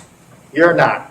But the cities will have to be involved. But first we have to find a willing buyer who has the financial wherewithal and the plans to rehab the buildings. And Rethos is a potential resource for a developer and for someone to repurpose the facility, which we aren't looking at doing. Absolutely. Would not involve us at all. So will the Gilbert buildings and the Eveleth remaining buildings be listed together at the same time? The Gilbert buildings currently are listed. Yeah. They are? Problem with the Eveleth one, before we can sell it, we got some title work to clean up. It was, it's a mess. Benchmark Engineering told me it was a mess. I'm not into that field. They're working on that. But we could list it, Yeah. assuming we're gonna get clean title. Before we sell it. And who is it listed with, the Gilbert one, if it's listed already? Who's the firm that we listed the Gilbert? Listed with a firm. Oh, I wrote down it's already listed. For sale by owner? Is It is, and the reason is, we do that? Mr. Carey did go look, he did talk to realtors, he did send out an RFP. They're not interested because they're too hard to sell for whatever reason. I'm not a realtor. I don't want to, we just didn't hear back from anyone. We talked to the realtors who sold the Duluth school, not interested. We just have not had interest from realtors. So Jeff has been approaching brokers and agents and realtors and organizations. And is that what you meant for sale by? Sale by owner? Is that how you listed it? Yeah. It's listed for sale by owner? Where are we advertising that? I'm just curious. I'd like to help the process. What's that? Where are we listing it for sale by owner? Only when you reach out and solicit and you talk to these people that you've approached? Is that how you're marketing the? I signed up for, I can talk to you about it. Well, I mean, we all should have that I had to sign information. up to be a member of a couple of commercial real estate listings, and once I gain membership of those, they'll go ahead. But right now, yes, it is just word of mouth. Right now it is what? Word of mouth. Word of mouth, but you will be handling some things, some listings. Word of mouth now, but you will be handling some listings once you get your, I need to become a member of a couple websites. okay. I mean, it's hard for me because I'm kind of in a weird position. No, just since I- informational, you've got Yeah. expertise. But, I mean, you know, when he reached out to realtors, he asked for a proposal, and it just seemed like it is a big undertaking. But, I mean, I could say, hey, I'll list it, because I can, but that's a conflict of interest, I'm sure. So, because, I don't know, I mean, I could probably find a realtor for you if you want, but I just feel like that's kind of a conflict. I don't know. I wouldn't say helping find a realtor is a conflict I because, found one for, like, I'll use Gilbert for example. I found one that is going to do the land, the individual lots. Who is it? What's that? Who is it? I haven't done it yet. It was, countervoted. But Okay. they're just not interested in the school itself. So we're gonna have to do it for sale by one. So right now, we're just soliciting from people that you know of, hear of, or not people, but organizations and realtors. Nothing advertised out there. Listing, no. You mean like Billow and all that kind of? Well, no, what's a commercial one? What's a commercial one? I can't think. I mean, I don't deal with the, I mean, I deal with the MLS, so it's different. Yeah, I know. But if you're with a realtor, it's not going to go on the MLS. You John. see more exposure.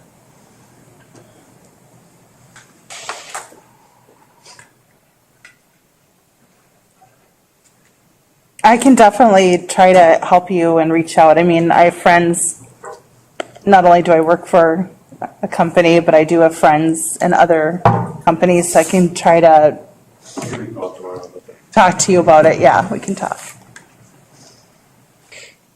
Okay. The last part. Okay, great. One of the final parts, looking at the quarterly amendment to the construction management contract. And you can think oil change in your mind here. We'll go through a quick summary, a little bit of context, talk about what's coming next. Remember, we're just realigning the construction management contract with the current values shown in the master referendum budget. And again, why are we doing this again this quarter? Memorializing changes after basically the fundraising commitment of an additional $450,000 to the projects, increasing the total project value. And we'll continue to do this each quarter instead of waiting until the very end of the projects and then saying, okay, here's where we start, here's where we end. Okay. The total amount that we're talking about tonight is $20,000. The bulk of that goes into the general conditions. And again, if the general conditions on the projects are not spent, they get returned to the district anyways. And a small amount of that goes into the CMP. The site services and reimbursables were unaffected. This talks about what happened in Amendment 1 and Amendment number 2.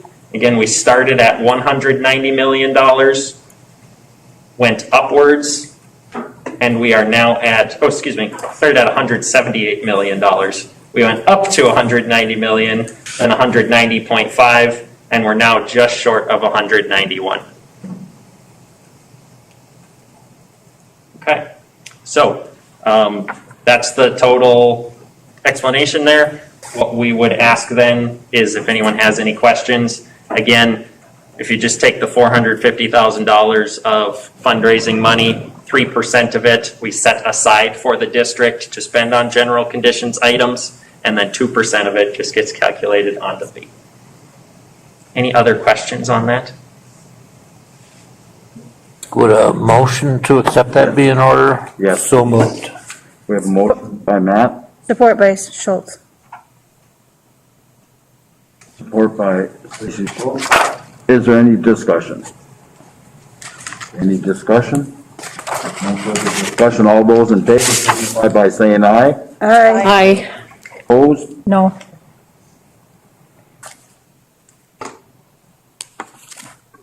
Six one, Director Yuhan has left the building.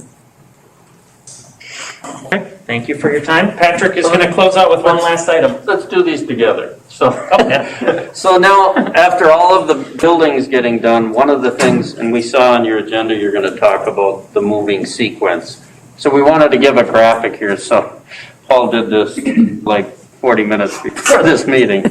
But it's like, where do the students move, when do schools open? If I was a school, if I was on the board, and somebody came up to me and said, my child goes to this school, when will they be in the new building? We wanted to give you a graphic that answers that question. So, for each year, fire away. Oh, sure. So 2021, basically considering this and prior as the starting condition 3 facilities in Virginia, 2 facilities in Evelyn, 2 facilities in Gilbert, and then the brand new facilities located in between. As the first step of reconfigurations, just follow the arrows. It's actually a lot more simple than it looks. But by September of this year, the Nelshin students and then the Franklin students, it's my understanding, are going to be inside of the brand new Laurentian project for September 2022 this year.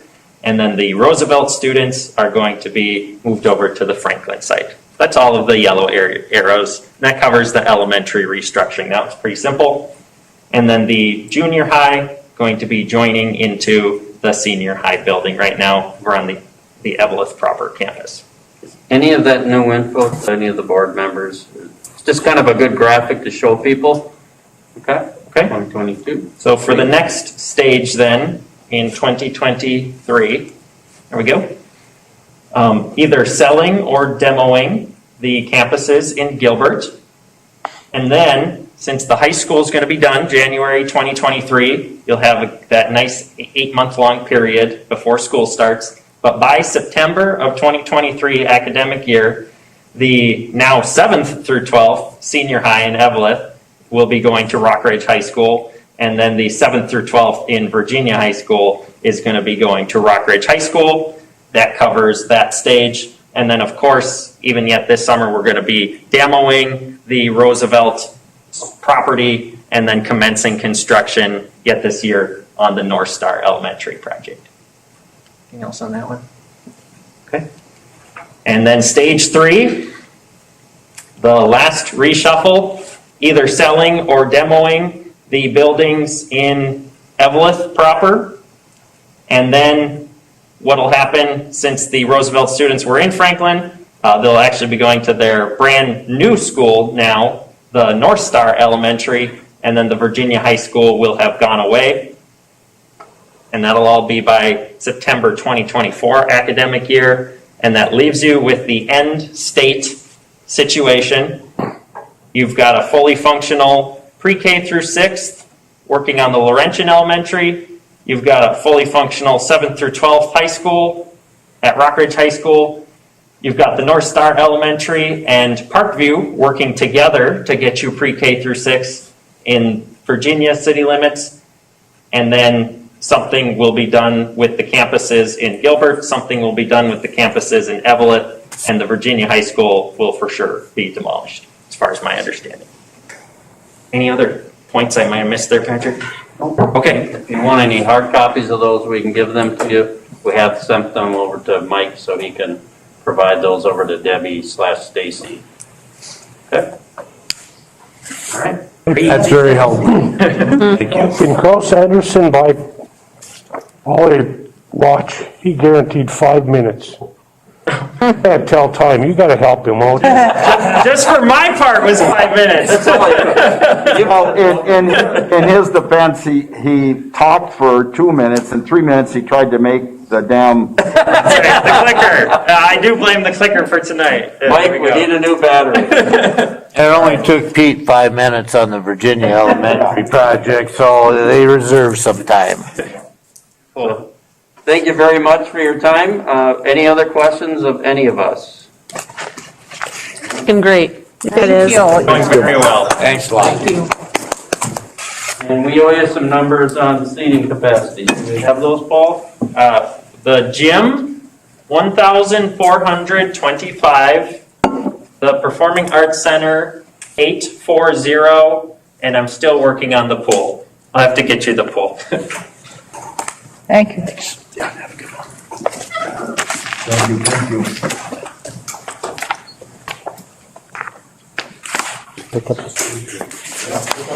Okay, Todd, you're up. All right, good evening. I won't take as long as them. Thanks. Let us leave the room before you say that.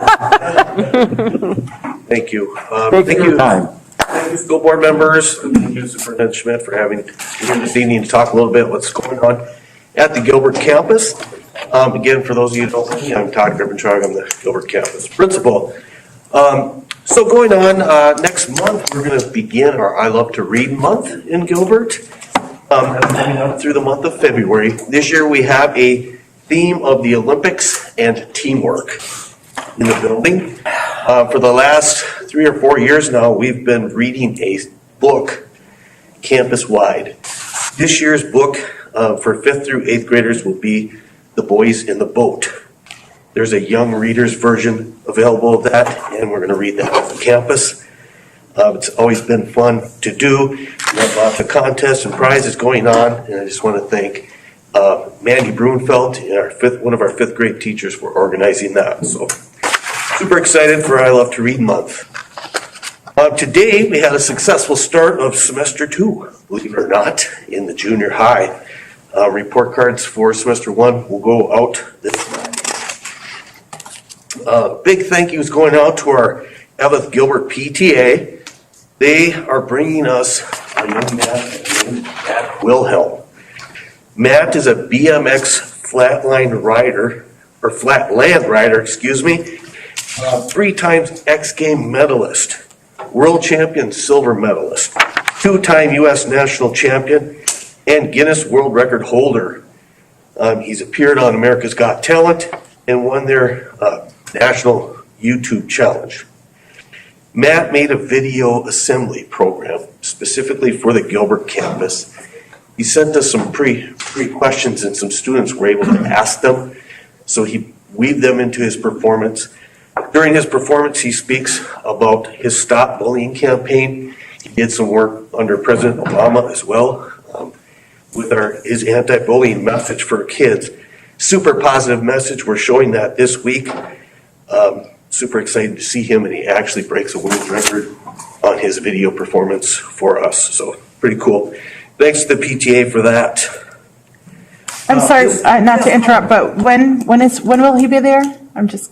He's already. Oh, he already was there. It's a YouTube video performance tailored just for our school. Oh, gotcha. So he will not actually be here. Physically be there. Okay. Yeah, I heard a few years ago he might have came to the Roosevelt. Oh, okay.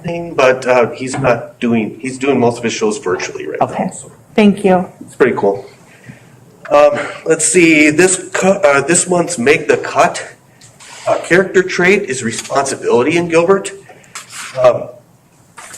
Had a real focus on responsibility. I visited classrooms and talked about it with the kids. And we'll have our next Make the Cut ceremony at the end of the month. And let's see, we are also gearing up for the big move. I don't know if you noticed, but Gilbert's going in 2 directions this summer and this spring. And I just want to take a second to thank Mr. Carey for coming over and talking to our staff, easing a little bit of some of our concerns, but we have a definite plan in place. And we're super excited for the upcoming move. So with that, I just thank you all for your service to the school district and the school board. If you have any questions, comments, concerns, otherwise, thank you very much. Thank you. Thank you. Thank you. Have a good evening.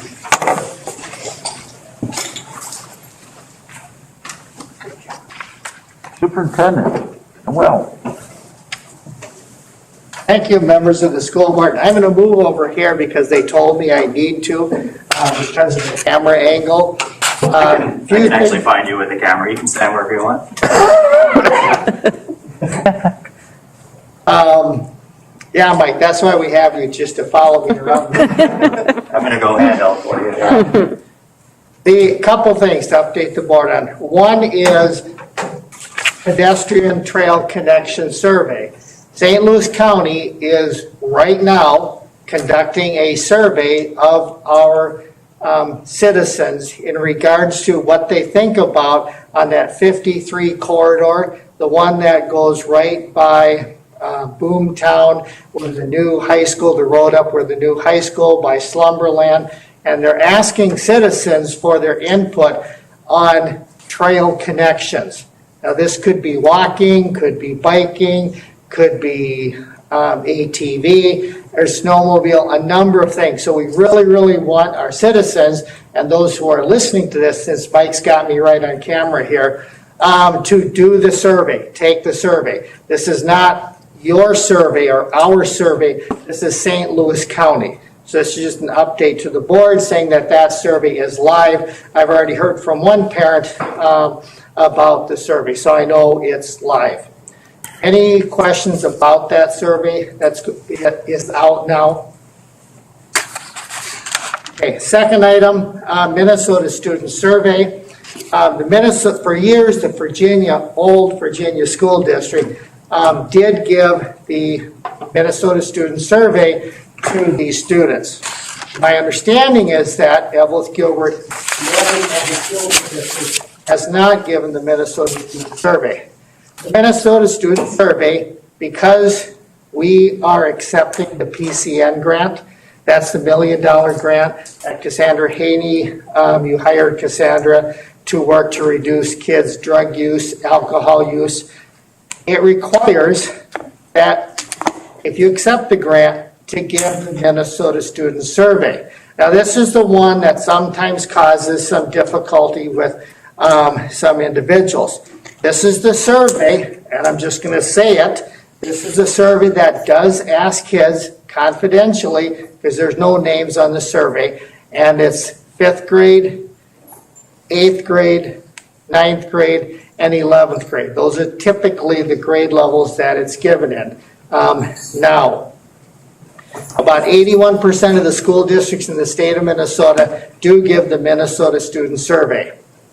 Why is the survey being given? The survey is probably the state's best data on drug use, alcohol use, because the kids are self-reporting, but they're not identifying themselves by name. Now, it also will ask kids about, do you feel safe? Do you feel there's a caring adult? Generally, we tend to hear sometimes about the things we're worried about that the Minnesota Student Survey is asking our kids. It also asks the kids a number of positive measures.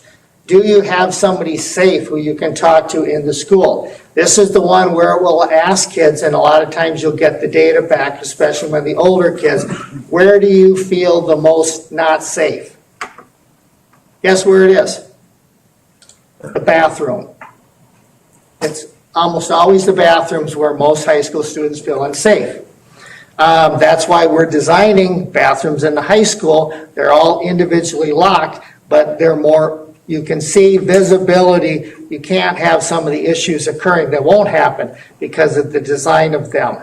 Now, so we do get a lot of good data. This is the data that Cassandra, through the PCN grant, will track to find out about, is drug use going up or down in Rockridge? Is alcohol use going up or down in Rockridge? This is one of the main pieces of data they will use to see if the intervention is effective. Now, it's important for everyone to know that if any parent or any kid does not want to take this survey, they don't have to.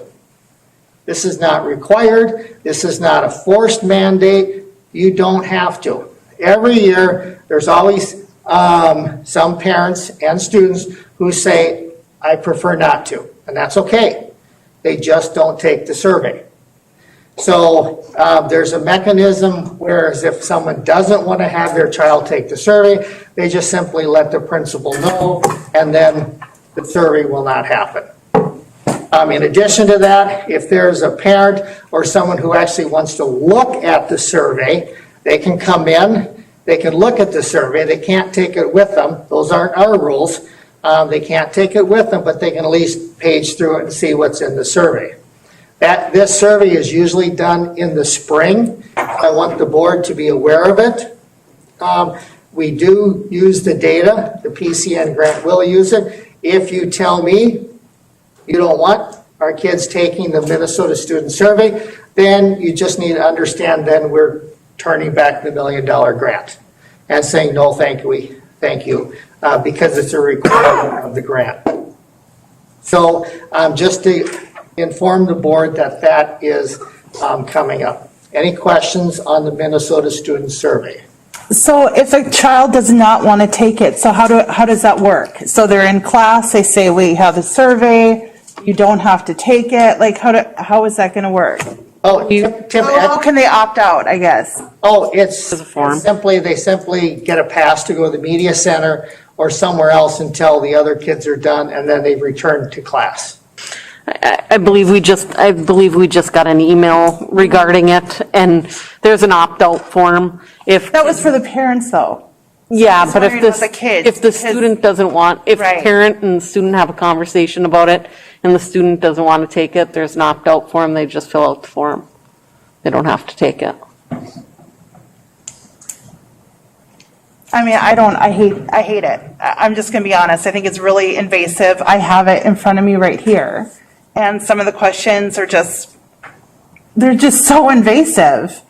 But they have the option to opt out of taking Right. it. I mean, totally understand that. I just, And I it's- know. and it's I'm anonymous. just saying my opinion. I just Yep. don't like it. Yep. I don't like that kind of study anyway. And I can tell you, whatever. I don't like it.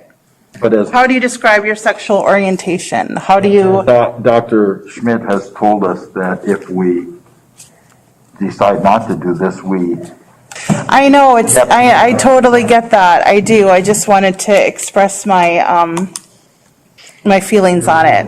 Yeah. I find that very hard to believe that if we didn't do the survey, that we'd have to get back $1 million. Did we get an answer exactly that would happen? And if that's the case, I just don't think it's the case. And I've always not disliked the Minnesota Student Survey. I was on the board a couple of times when we didn't give it also. And another time, we just took out a very intrusive questions and gave them the rest of it. And I don't think, we could get around that, giving it and losing some money, which I doubt if it'd be the whole million. But why not make it totally voluntary by not giving it while they're captive students in class? They could take it if they want to. How long does it take? Take it during a lunch hour. Have an extra hour after school. Maybe have them stay on one of the Wednesdays and take it. Then you would actually have the people who want to take it, and the ones who don't want to take it don't have to take it. But I think it's a default opt-out or opt-in, because if you don't opt out formally with a form or walk out of school, then you're automatically going to take it. It's taking it by default. I've always thought that was wrong, and to me, that's not voluntary. There's peer pressure, there's kids that might get harassed or made fun of, or, oh, you're too good to take this, or who knows what. okay, we're getting a little. No, but I'm telling you why I'm saying we shouldn't. Molly, we are getting ahead of it. We even have not had a motion yet. Well, So I make a motion to give the Minnesota Student Survey. Support. a motion by Brandy, And support by Schultz. or by Stacy Sloat.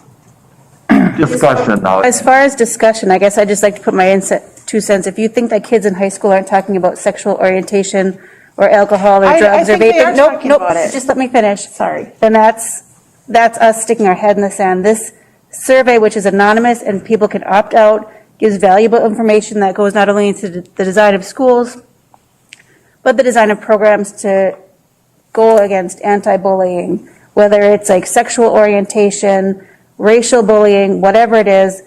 There's programs to fund, programs to help with alcohol and substance abuse.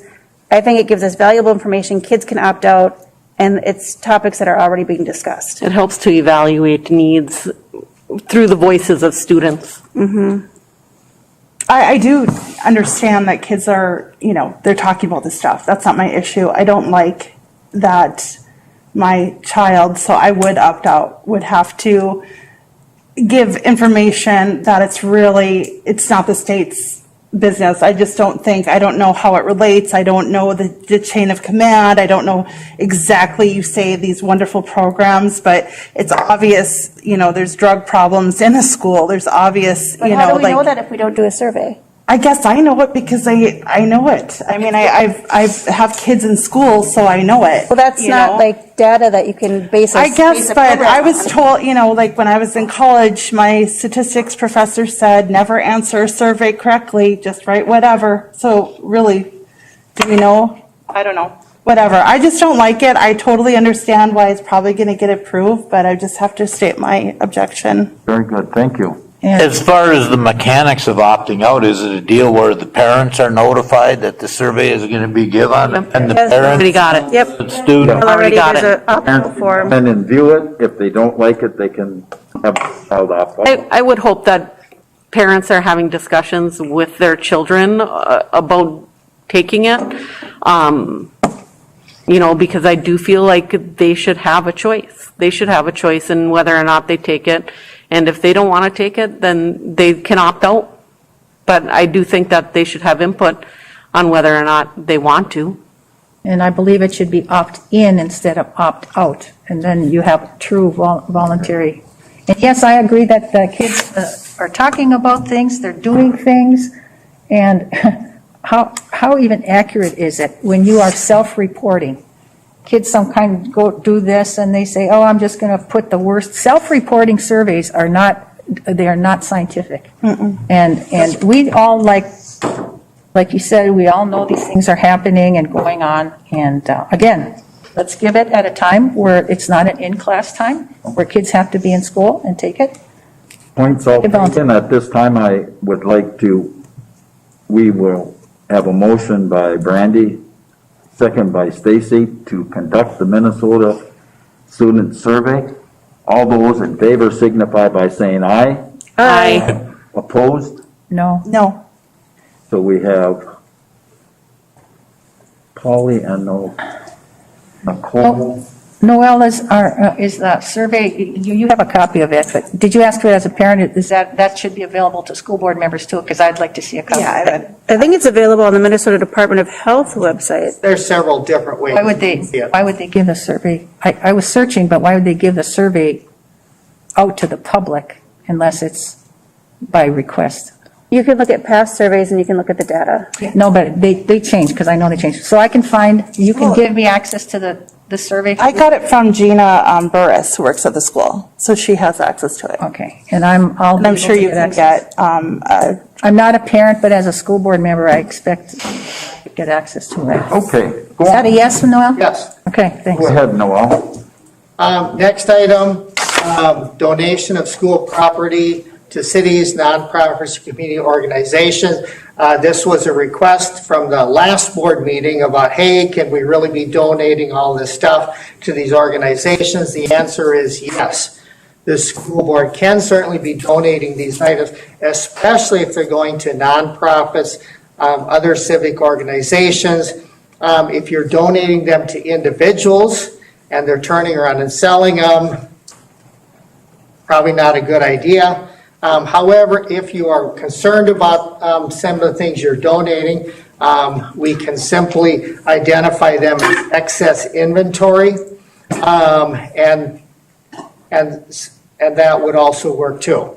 Anything we're donating, or you're considering donating, or in the future you're thinking about donating, if we identify them as excess inventory, yes, the board can donate them. If we sell properties, if you sell things like the football jerseys, hockey jerseys, you're selling them, that's completely different. You do not need to identify those as excess inventory or go through any special process to sell those. So I just wanted to fill the board in as far as what you could and could not do in regards to donating items. If you donate them to nonprofits, cities, it passes the smell test, let's put it that way, in basic lingo. If you donate them to an individual and they sell them, that doesn't pass the test, and I wouldn't advise the board do that. So individual, and I mean, how about a community for-profit organization? Would that? And if it's a community for-profit organization, then my recommendation to the board would be that the board maybe should think about whether they really want to do that to a for-profit organization. You're more likely to get yourself in trouble on that one, let's put it that way. Thank you. And what criteria do we have, the difference between wanting to donate, which to me is giving away, or to sell? And do we know the value of items that we've already donated or might be thinking of donating, the value that could some artwork and things could be worth tens of thousands of dollars, if not more.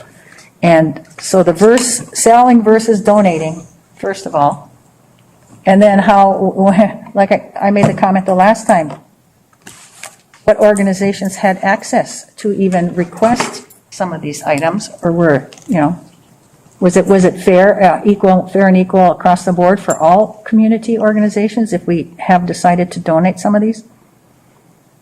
So the answer to one of the questions, which was, who are we donating this to? How did they find out about this? You are the entity who is finding out about any group who is asking for a donation. We have not donated anything to any other organization other than the ones who specifically are requesting it from me. No other stuff has been donated to anybody. In regards to the value, if you'd like us to do that, we certainly can do that. It's going to take years to catalog. If you really want someone to do this, if you want $5 put on this, we can certainly do that. Most of the time, since you're donating it to civic nonprofits, you're okay as long as you stay away from donating anything to individuals who are going to turn around and sell it. But you could tell, if you want me to do this, I'll do it. I don't think there's any reason to inventory everything. I mean, I agree with you. I think if there's people that are interested in certain things, anybody that graduated from this area or know about our consolidation, if they're interested in items, they've either reached out to individual school board members or teachers, and teachers have reached out to school board members. I mean, I was contacted by somebody about trophies, and sent an email asking, if we're going to be, what we're going to be doing with trophies, because there is an individual interested in one of the trophies. I think that is probably going to be the way, people let us know that they're interested in things. I mean, I don't see us going around to every, taking pictures of every picture hanging in a hallway. I think people that have gone to school here or that are interested in those things, they're going to reach out. My intent was never to nickel and dime inventory everything to make it such a big job that it's endless. But there have been cases, and I know one in particular, where artwork was worth tens of thousands of dollars, and we could use that money anywhere and everywhere in our. Are you saying that a valuable that was worth tens of thousands of dollars was given away? Not in this district, no. Okay, well, you implied that it sounded like. I did not. You inferred that. I did not imply it. I didn't say it in this district. I know in another district it happened. And about the trophies, and here's the thing. If we want to donate things, I think you should put out a public announcement, widespread, to say these organizations that are allowable, we're going to publicize it. And any of you organizations and cities and nonprofits can come and request things, not just the ones that think about it and, it's like cherry picking or nobody else knew that they could request stuff. All I'm saying is give fair and equal treatment across the board to the public if we do that. I don't think it's been a secret for the last 4 years that we are going to be taking down our buildings, more than likely, and the artwork in the buildings and trophies and everything else, people are well aware that it's being happened. I don't think we have to advertise and. I think we do, to be fair, we need to advertise and let all of those organizations know the same thing. Noel, is there a possibility of something like the Walker Institute or coming into these buildings? So look, I think we've collected most of the artwork in most of the buildings and put them in one area, haven't we? No. Virginia High School, most of the artwork is still there. Most of the items in the Gilbert building, they're still there. There's a lot of bus in the Gilbert building, for example. Most of those are still there. In Roosevelt, most of the smaller stuff is still there. It's just there. It's you as a board just have to answer the question, the groups who are asking for donations, so far haven't only been a couple. You don't have anybody else right now, other than I was talking to a gentleman prior to this from the Evelyn Historical Society who was wondering how they could maybe get part of the Manual Arts building. And I said, just simply tell the board what you want, put it on a letter and send it to us so we can present it to you for a donation. It's just how complicated you want this to become. It's up to you. I don't think first come, first serve is the right way to go. I think every public thing, organization should have the same. We have a meeting coming up in somewhere around the 22nd of this month. Why don't we have a working session to discuss some of these things before we do anything? We have a one item for Klaus Anderson coming up. We could do it that same night. We can drag this out forever. I think that's a good idea to talk about it that way. I do can we get Antique Roadshow to come and look? But I don't know. I'm coming in late to the party, so I really don't know. But to me, to think of some of this artwork, just going away, getting demolished, I'd rather see it go to somewhere historical, I suppose. But it would be cool, and I know this costs money and everything, so I don't know how feasible it is, but to have someone who has knowledge of art to come in, and maybe this has already happened, I don't know, but just take a walk through the buildings, and they probably pretty quickly can tell you if something's worth something or not. And I guess I like that idea. I was told this past week that right outside your office, there was a huge Roosevelt painting. I don't know where it's at right now, but the artist is a well-known. That painting is very valuable. So this is kind of the dilemma you have. Let's say it's appraised for X number of dollars. The city of Virginia has asked for it to go in the Miners Complex, the new Miners Complex Convention Center. Do you want to charge the city X number of dollars for what you perceive the value of that to be? That's kind of the conundrum you have. What are we talking about, the mural? The mural. I'm specifically talking about the mural right now because that's such a large, visible. And why couldn't we use that in I one of thought the we new already schools? did that. In one of the new schools? You did. We already approved giving that to the miners because we had nowhere to put You it. did, but it's items like that you have. Do you want to maximize your money? Or when these nonprofits or community groups come ask you for it, what do you want to do? And I think I said- so many nonprofits in our three communities, and they know about the fact that what we're doing.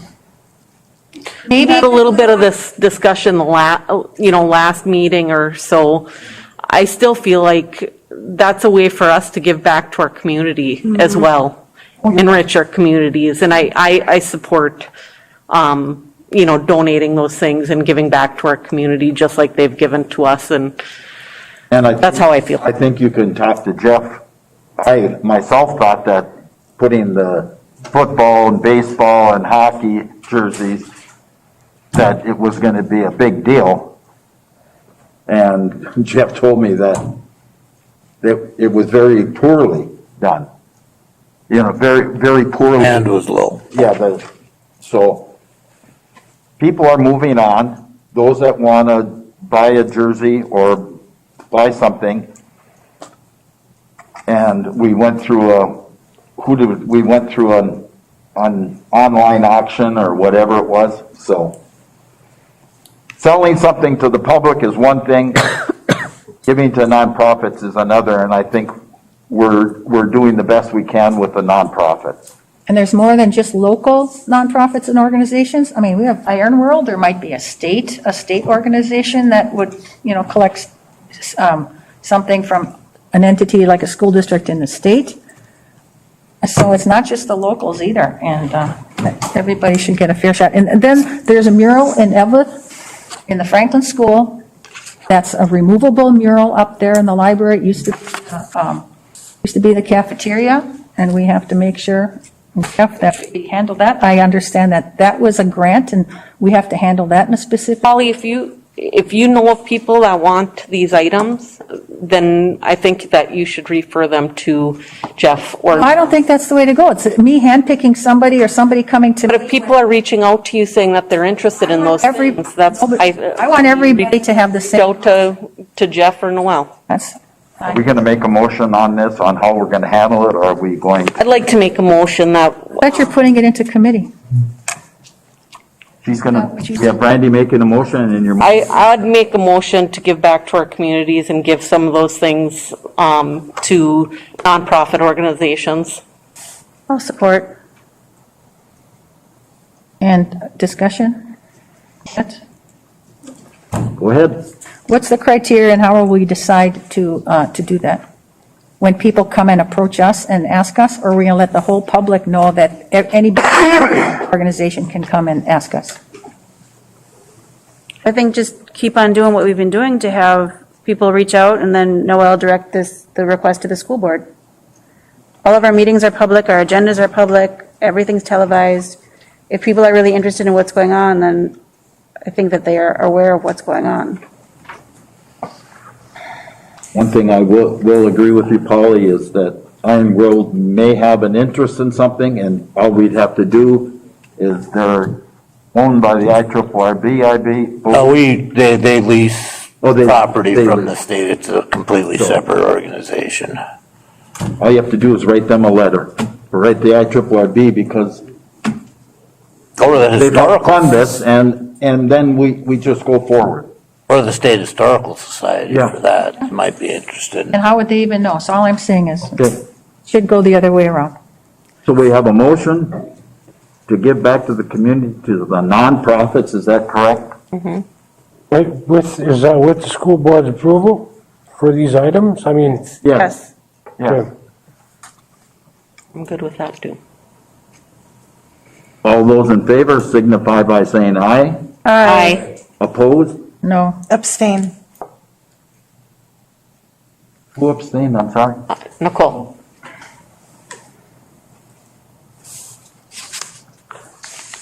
My question, well, before we move on, I'll use the Lincoln statue as an example.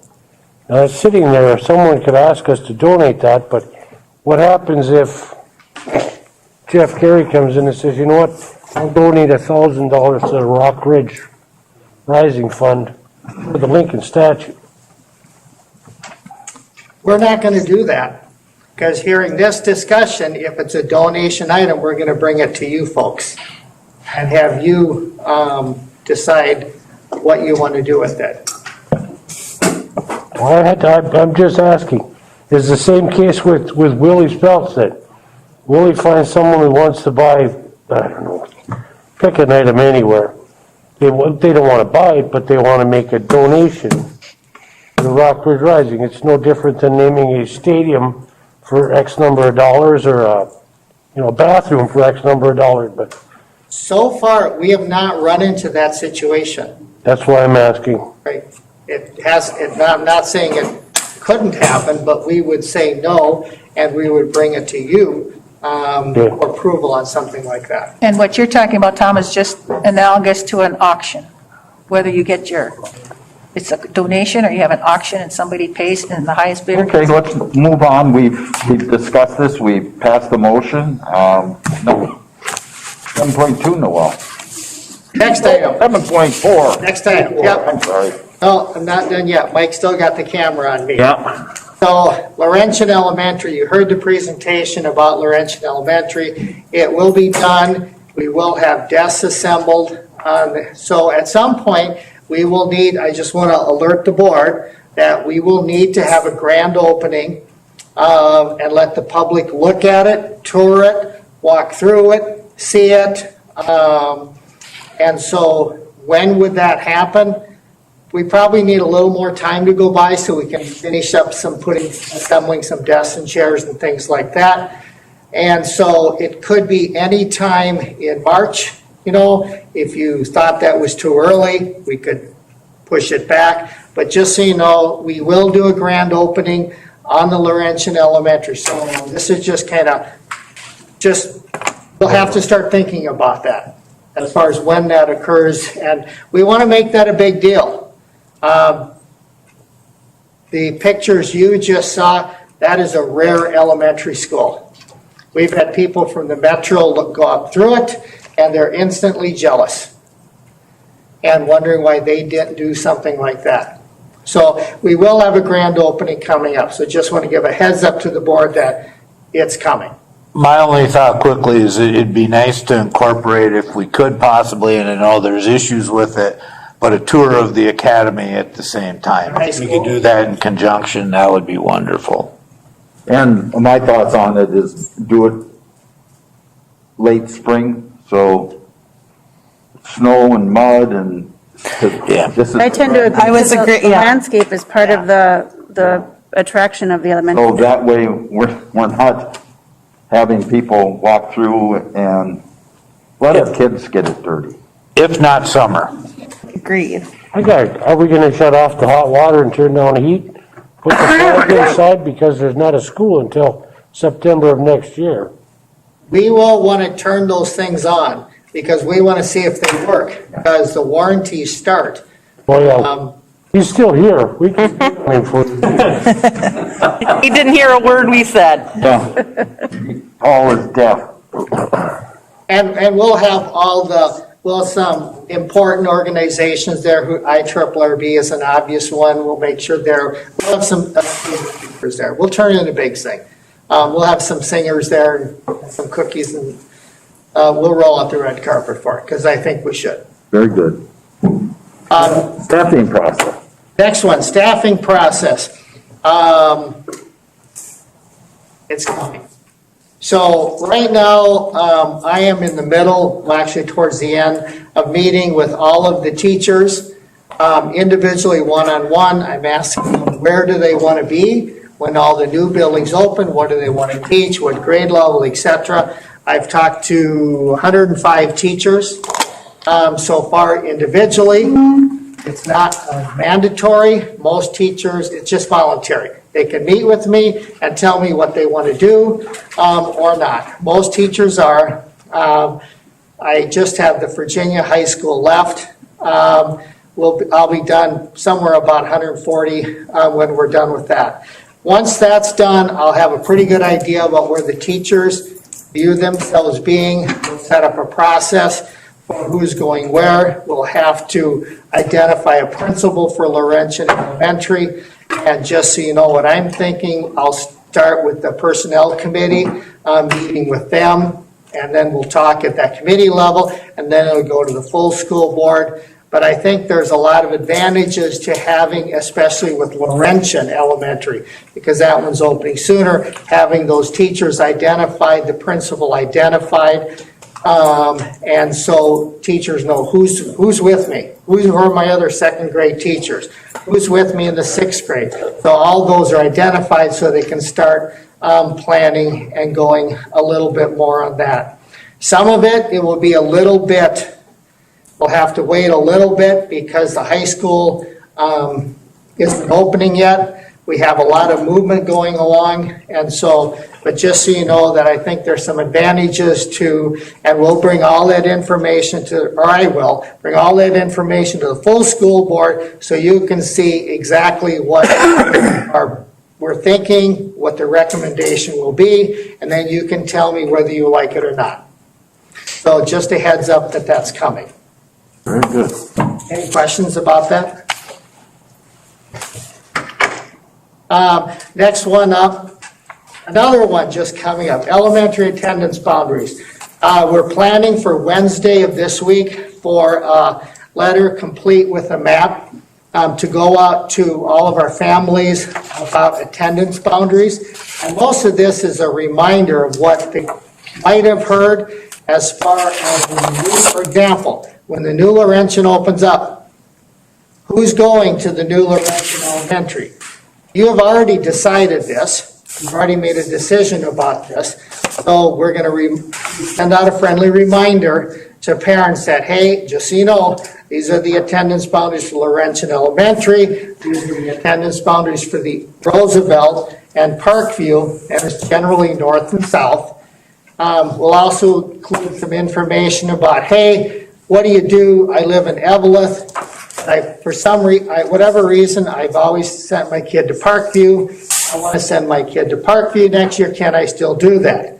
The answer is yes, if you can get your child to Parkview or to a bus stop, and you can pick your child up from that bus stop that goes to Parkview. Same thing applies the other way. I live in Virginia. For some reason, I want my child to go to Laurentian Elementary. If there's room, and if you can get your child there, that could happen. So we won't have details like which bus stop, what street corner is my child getting picked up, but that will be coming forthcoming. But I just want to give the boards a heads up that this is coming out, and we'll send you a copy of it so you can see what the parents are seeing here in a couple days. So someone who's open enrolls their child from outside the district would be able to say, and they're currently going to Parkview, but next year they'd want to go to Laurentian, they could say, yes, we'd prefer to go to Laurentian, and as long as they provided their transportation and there was space in Laurentian, then they'd be able to do that. Yes, the magic word is for open enrollment, if there was space. I believe Laurentian's going to fill up rather quickly. I mean, you can decide for yourself, and the community will decide for themselves when they look at it and they walk through it. This building's going to get a lot of attention from people. So the general gist is for open enrollment, if the southern parts of the Rockridge district will pour into Laurentian Elementary. The northern parts of the district open enrollment will pour into Parkview and the new North Star eventually. Right, even if it isn't open enrollment, someone in the former Virginia or the Virginia attendance district, they say, we'd like to put our kid in Laurentian, it'd be the same, that they would be able to do that if they provided transportation and if there was space. Correct. Yeah. Thank you. Okay, thank you. Any other questions on that topic? And then last thing, I know you've already heard Pat Kraus Anderson talk about it before. You can tell Pat was in the Army, and he's trying to enlist with all of the math diagrams, arrows, and everything else. I think I'm going to call him Mr. Logistics with his diagrams, but that's true. That's how complicated this is. And I keep saying this, and I'm going to keep saying this. Your teachers are doing a great job. Your paras, your custodians, your bus drivers, they are doing more stuff than any other district in the upper Midwest. Because it's not just COVID and masks and catching kids up. It's moving, it's busing, my building is changing, it's consolidation, it's contracts, it's everything else. Let's make sure that we're giving them enough time to move. And we're going to bring that up starting with a committee meeting. Once the school board, you tell me what your committees are, we'll get that committee started up quickly on that topic. And I believe we'll be coming back to the full school board with a recommendation on that topic. But just so you know, Jeff Carey is going around to the buildings, talking to the teachers about how the process is going to work for moving, because everybody's worried about the box.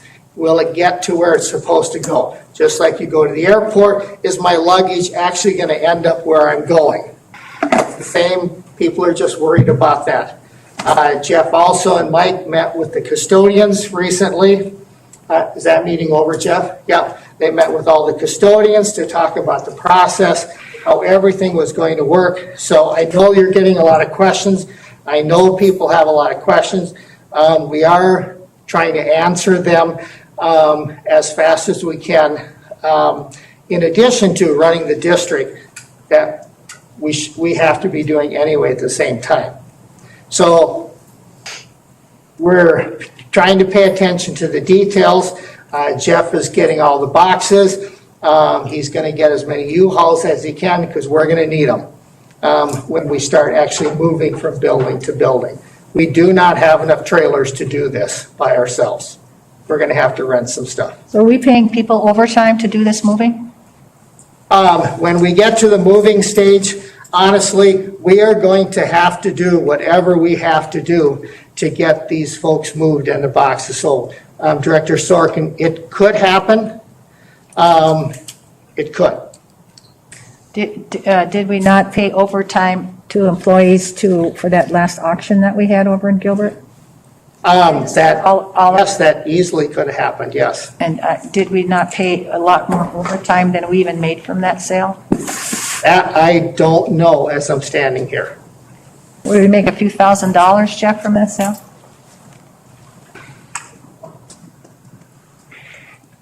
We paid a ton of overtime. Why would we not just get the professionals in a moving company in here, and they pack, and they know how to pack, they know how to put things in trailers so they don't fall over, and secure things, and they know how to wrap and bubble and whatever. That's what they do. Well, I would say, hold that thought, let the committee talk about it, and I'll come back here with a proposal for the full school board.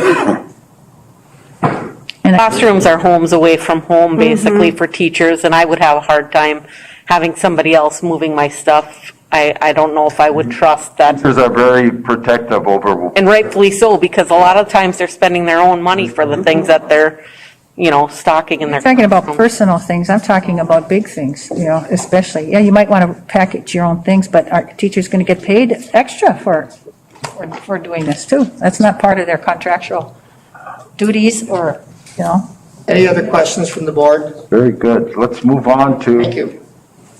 Thank you. 8.1.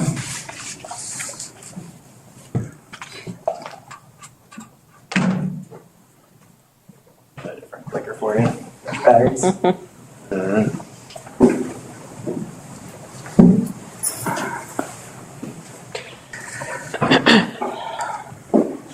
Well, while Mike is warming up, I'll just start talking.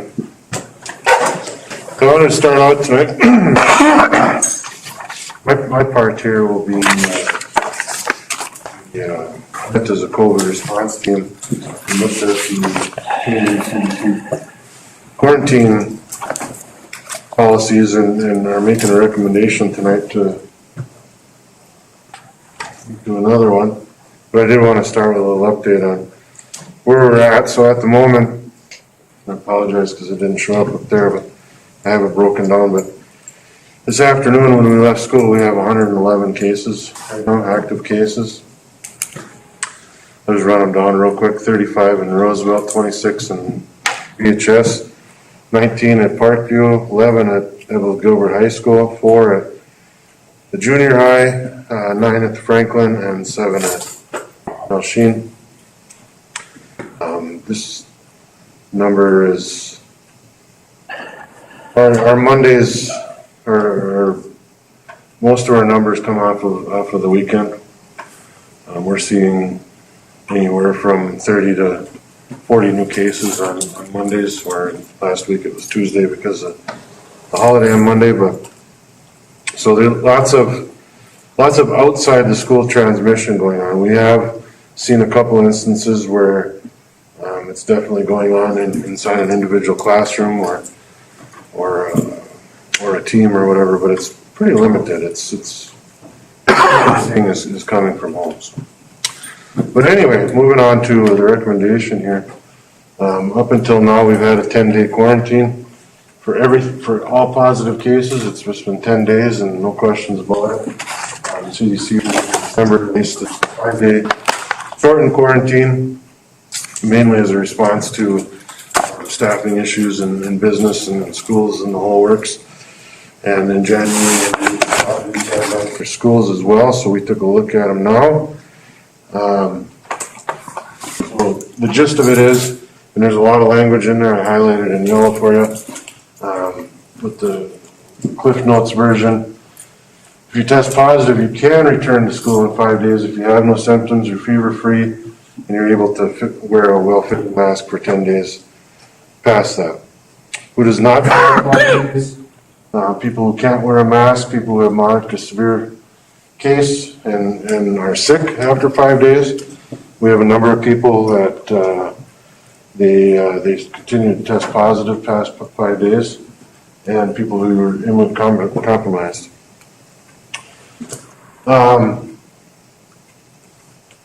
And then, of course, this is a change as well. So then the quarantine period, students, teachers, and staff who come into close contact should quarantine for 5 days. The exceptions to that are people that are vaccinated and people who have a confirmed case of COVID within the last 90 days would not have to. And that, real similar to what we're doing now, it's just rather than being 10 days, now it's 5 days. So, any questions you have on that? I kind of condensed the. Is there a time period for those who have had all of their vaccines and the boosters? A time period like? After they've had them? Yes. No, the recommendation is fully vaccinated, which at this point would be a series of 2 MMR and then 2 weeks past that, or one shot of Johnson & Johnson. It doesn't mention boosters in there anymore. Okay, but even have received all of the recommended doses, including boosters, but what's the time period on that? Because there's a time period if you've had COVID within the last 90 days. So in other words. As far as getting your shots and you already had COVID? Right, for not having to quarantine. If you were vaccinated, what's the time period for a vaccinated? If you had it in the last 90 days, then you do not have to quarantine. Right, that's right. So that's only 3 months. What if you've had it 5 months ago? Then you need to quarantine. Okay, there's no. Unless you've been vaccinated. Okay, but that's what I'm saying. There's no time period like that for vaccinated people. Like when does that when do vaccinated people become susceptible again, like the criteria is for? I understand what you're saying, but there isn't anything in the CDC guidance that would suggest that we should have a timeline on that. All right. And the boosters would have to be, is it 6 months after the regular dose? Yep. So basically what I'm asking you to do tonight is your COVID response team is recommending we go from a 10-day to a 5-day quarantine. Just for the record, the nursing homes, even nursing homes have gone to 5 days now. Yeah, I love that. That's great. Get our kids back to school because we all know, I mean, kids are not being affected by COVID as probably personally, generally speaking, they have a little cold. So the 10 days was really extreme. I'm happy to see the 5 days. I am wondering about the quarantine for close contact. What does that mean, close contact? So does that mean like just in the same can you just tell me a little bit more about that? You can make a definition out of that, whatever. From the school standpoint, we're doing mitigation strategies. We're trying to keep kids apart. We got a mask on. So we're not going to consider them close contacts. The main thing that we're looking at is if it's in someone's home. Oh, I gotcha. Okay, that makes sense. Okay. Yeah. So if somebody is vaccinated, can you just explain this to me? So if, for quarantining, if somebody is vaccinated and somebody in their home has COVID, do those vaccinated people have to quarantine? They don't have to? What if they're, okay. Okay, because I guess when I was reading through it, I was under the understanding that even the vaccinated kids have to quarantine for 5 days. My understanding is as long as they don't have any symptoms. There's the key word, no symptoms. If they're vaccinated and no symptoms, they don't have to quarantine. Okay. This change policy completely changes isolation and quarantine. There's 2 or 3 pages. It should be X'd out on your. I know they are, but I'm saying there's more than just changing it from 10 days to 5 days. There are a lot of differences in here between the old language and the new language. Lots of it, so it's not just simply changing it from 10 to 5. I'm just trying to give you the highlights. So. Well, okay, but I'll make a motion that we approve the updated plan. there's a lot of detail. Support. So we have a motion by Stacy, support by Tom, to support the recommendation The revised COVID mitigation plan. revised COVID. Is there any other discussion? Question, are isolation and quarantine required or just suggested or recommended in this policy? It's, isolation is required. If you have COVID, we're requiring you to isolate. Where does it say that in here? Huh? Would you please point that out to me where it says that? That isolation is required? It's under the isolation section. Well, could you show me where that is? Because I don't see it. I've looked for it. Copied and pasted it out of the CDC guidelines. I mean, And the only, Isn't it right under the testing and vaccination section? It says isolation and. for changes, it went from 10 days to 5 days. Okay. It doesn't say it's isolation Yes. is required or quarantine is required. In the old policy, it does say that you must stay home for isolation, but this one seems to me that it's just a recommendation versus, it says must on the old one, and not that I want that, but I want people to be clear that if they don't isolate or if they don't quarantine, our policy doesn't say that it's required. I don't know, I don't see how it can be clear. It says if you test positive for COVID-19 or have symptoms, regardless of vaccination status, stay at home for 5 days It says. and isolate. Wear a well-fitted mask if you must be around others in your home. I don't see how that can be any more clear. Our old policy said that if you test positive, you must stay at home in isolation. And this one, I mean, if that's what you want, this is better. It leaves more options open to the people. In this one, other one too, that the old one, it says. Are you when you say the other one, Polly? 10 days. When you say the other one, you're talking about the old policy? Yes. What does the new one say? Like, how does it? The new one doesn't say, it just says recommends. Just read it. It says, It says it on page 2. you have it, do this. I have it there. It says, it doesn't say you have to. It says, if you test positive or, stay home. It doesn't say you're required to stay home or you must stay home. All I'm saying is. We're parsing, I mean, it says what it says and we're interpreting to just say what it says. Yeah. So. Okay. Stay home and Positive stay home. How much more clear can you be? Very good. Okay, but if a person doesn't, if a student doesn't, or an employee doesn't, They violated the policy. then what's the consequence? What would be the consequence? I think other people out there might be thinking the same things. I'm just asking questions. I would imagine that's insubordination and you could get a letter in your file. Well, if you go to school and you have COVID, the nurse is gonna temp you. If you have a temp, she's gonna call your parents, you could send them home. with the 10-day, we have You don't have, people that try to come back early and the school nurse catches it and calls the parent and they come and get the kid. Yeah, And- it happens everywhere. Very good. I'm going to call for the vote. All those in favor signify by saying aye. Aye. Opposed? no. Always is a no. It passes. Thank you. Consider approval of the 2022 School Board Committee assignment. Make a motion that we approve the committees as presented. Support. We have a motion by Stacy, support by Brandy. Is there any discussion? Tim, at the last meeting, you said that you were going to come back and address it, and you were going to find out something from somebody. What did you find out? At the last board meeting, I said that, and then there was a motion after that. No, you said that after the motion.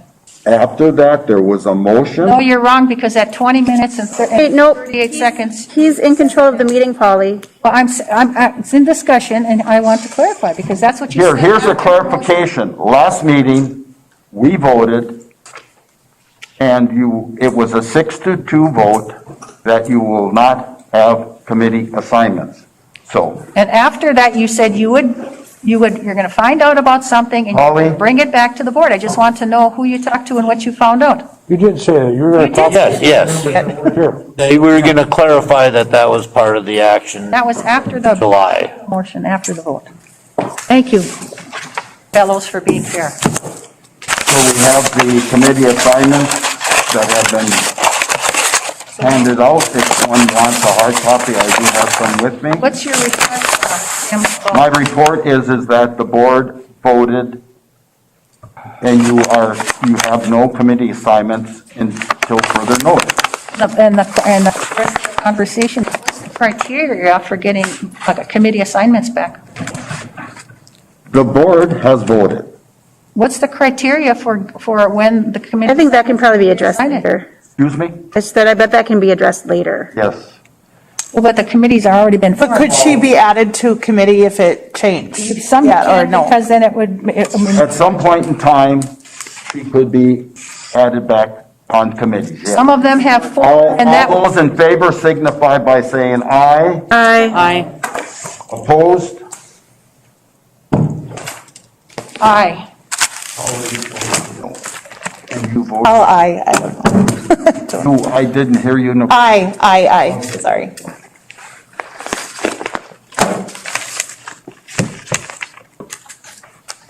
Okay, meeting announcements. The next regular board meeting is set for February 14th at 6 p.m. at the Rockridge Administration Building here. Looking for a motion to adjourn. I'll make the motion to adjourn. Second. Well, we have Brandy, we have Tom, we have Nicole, we have Matt all saying. Thank you. Thank you.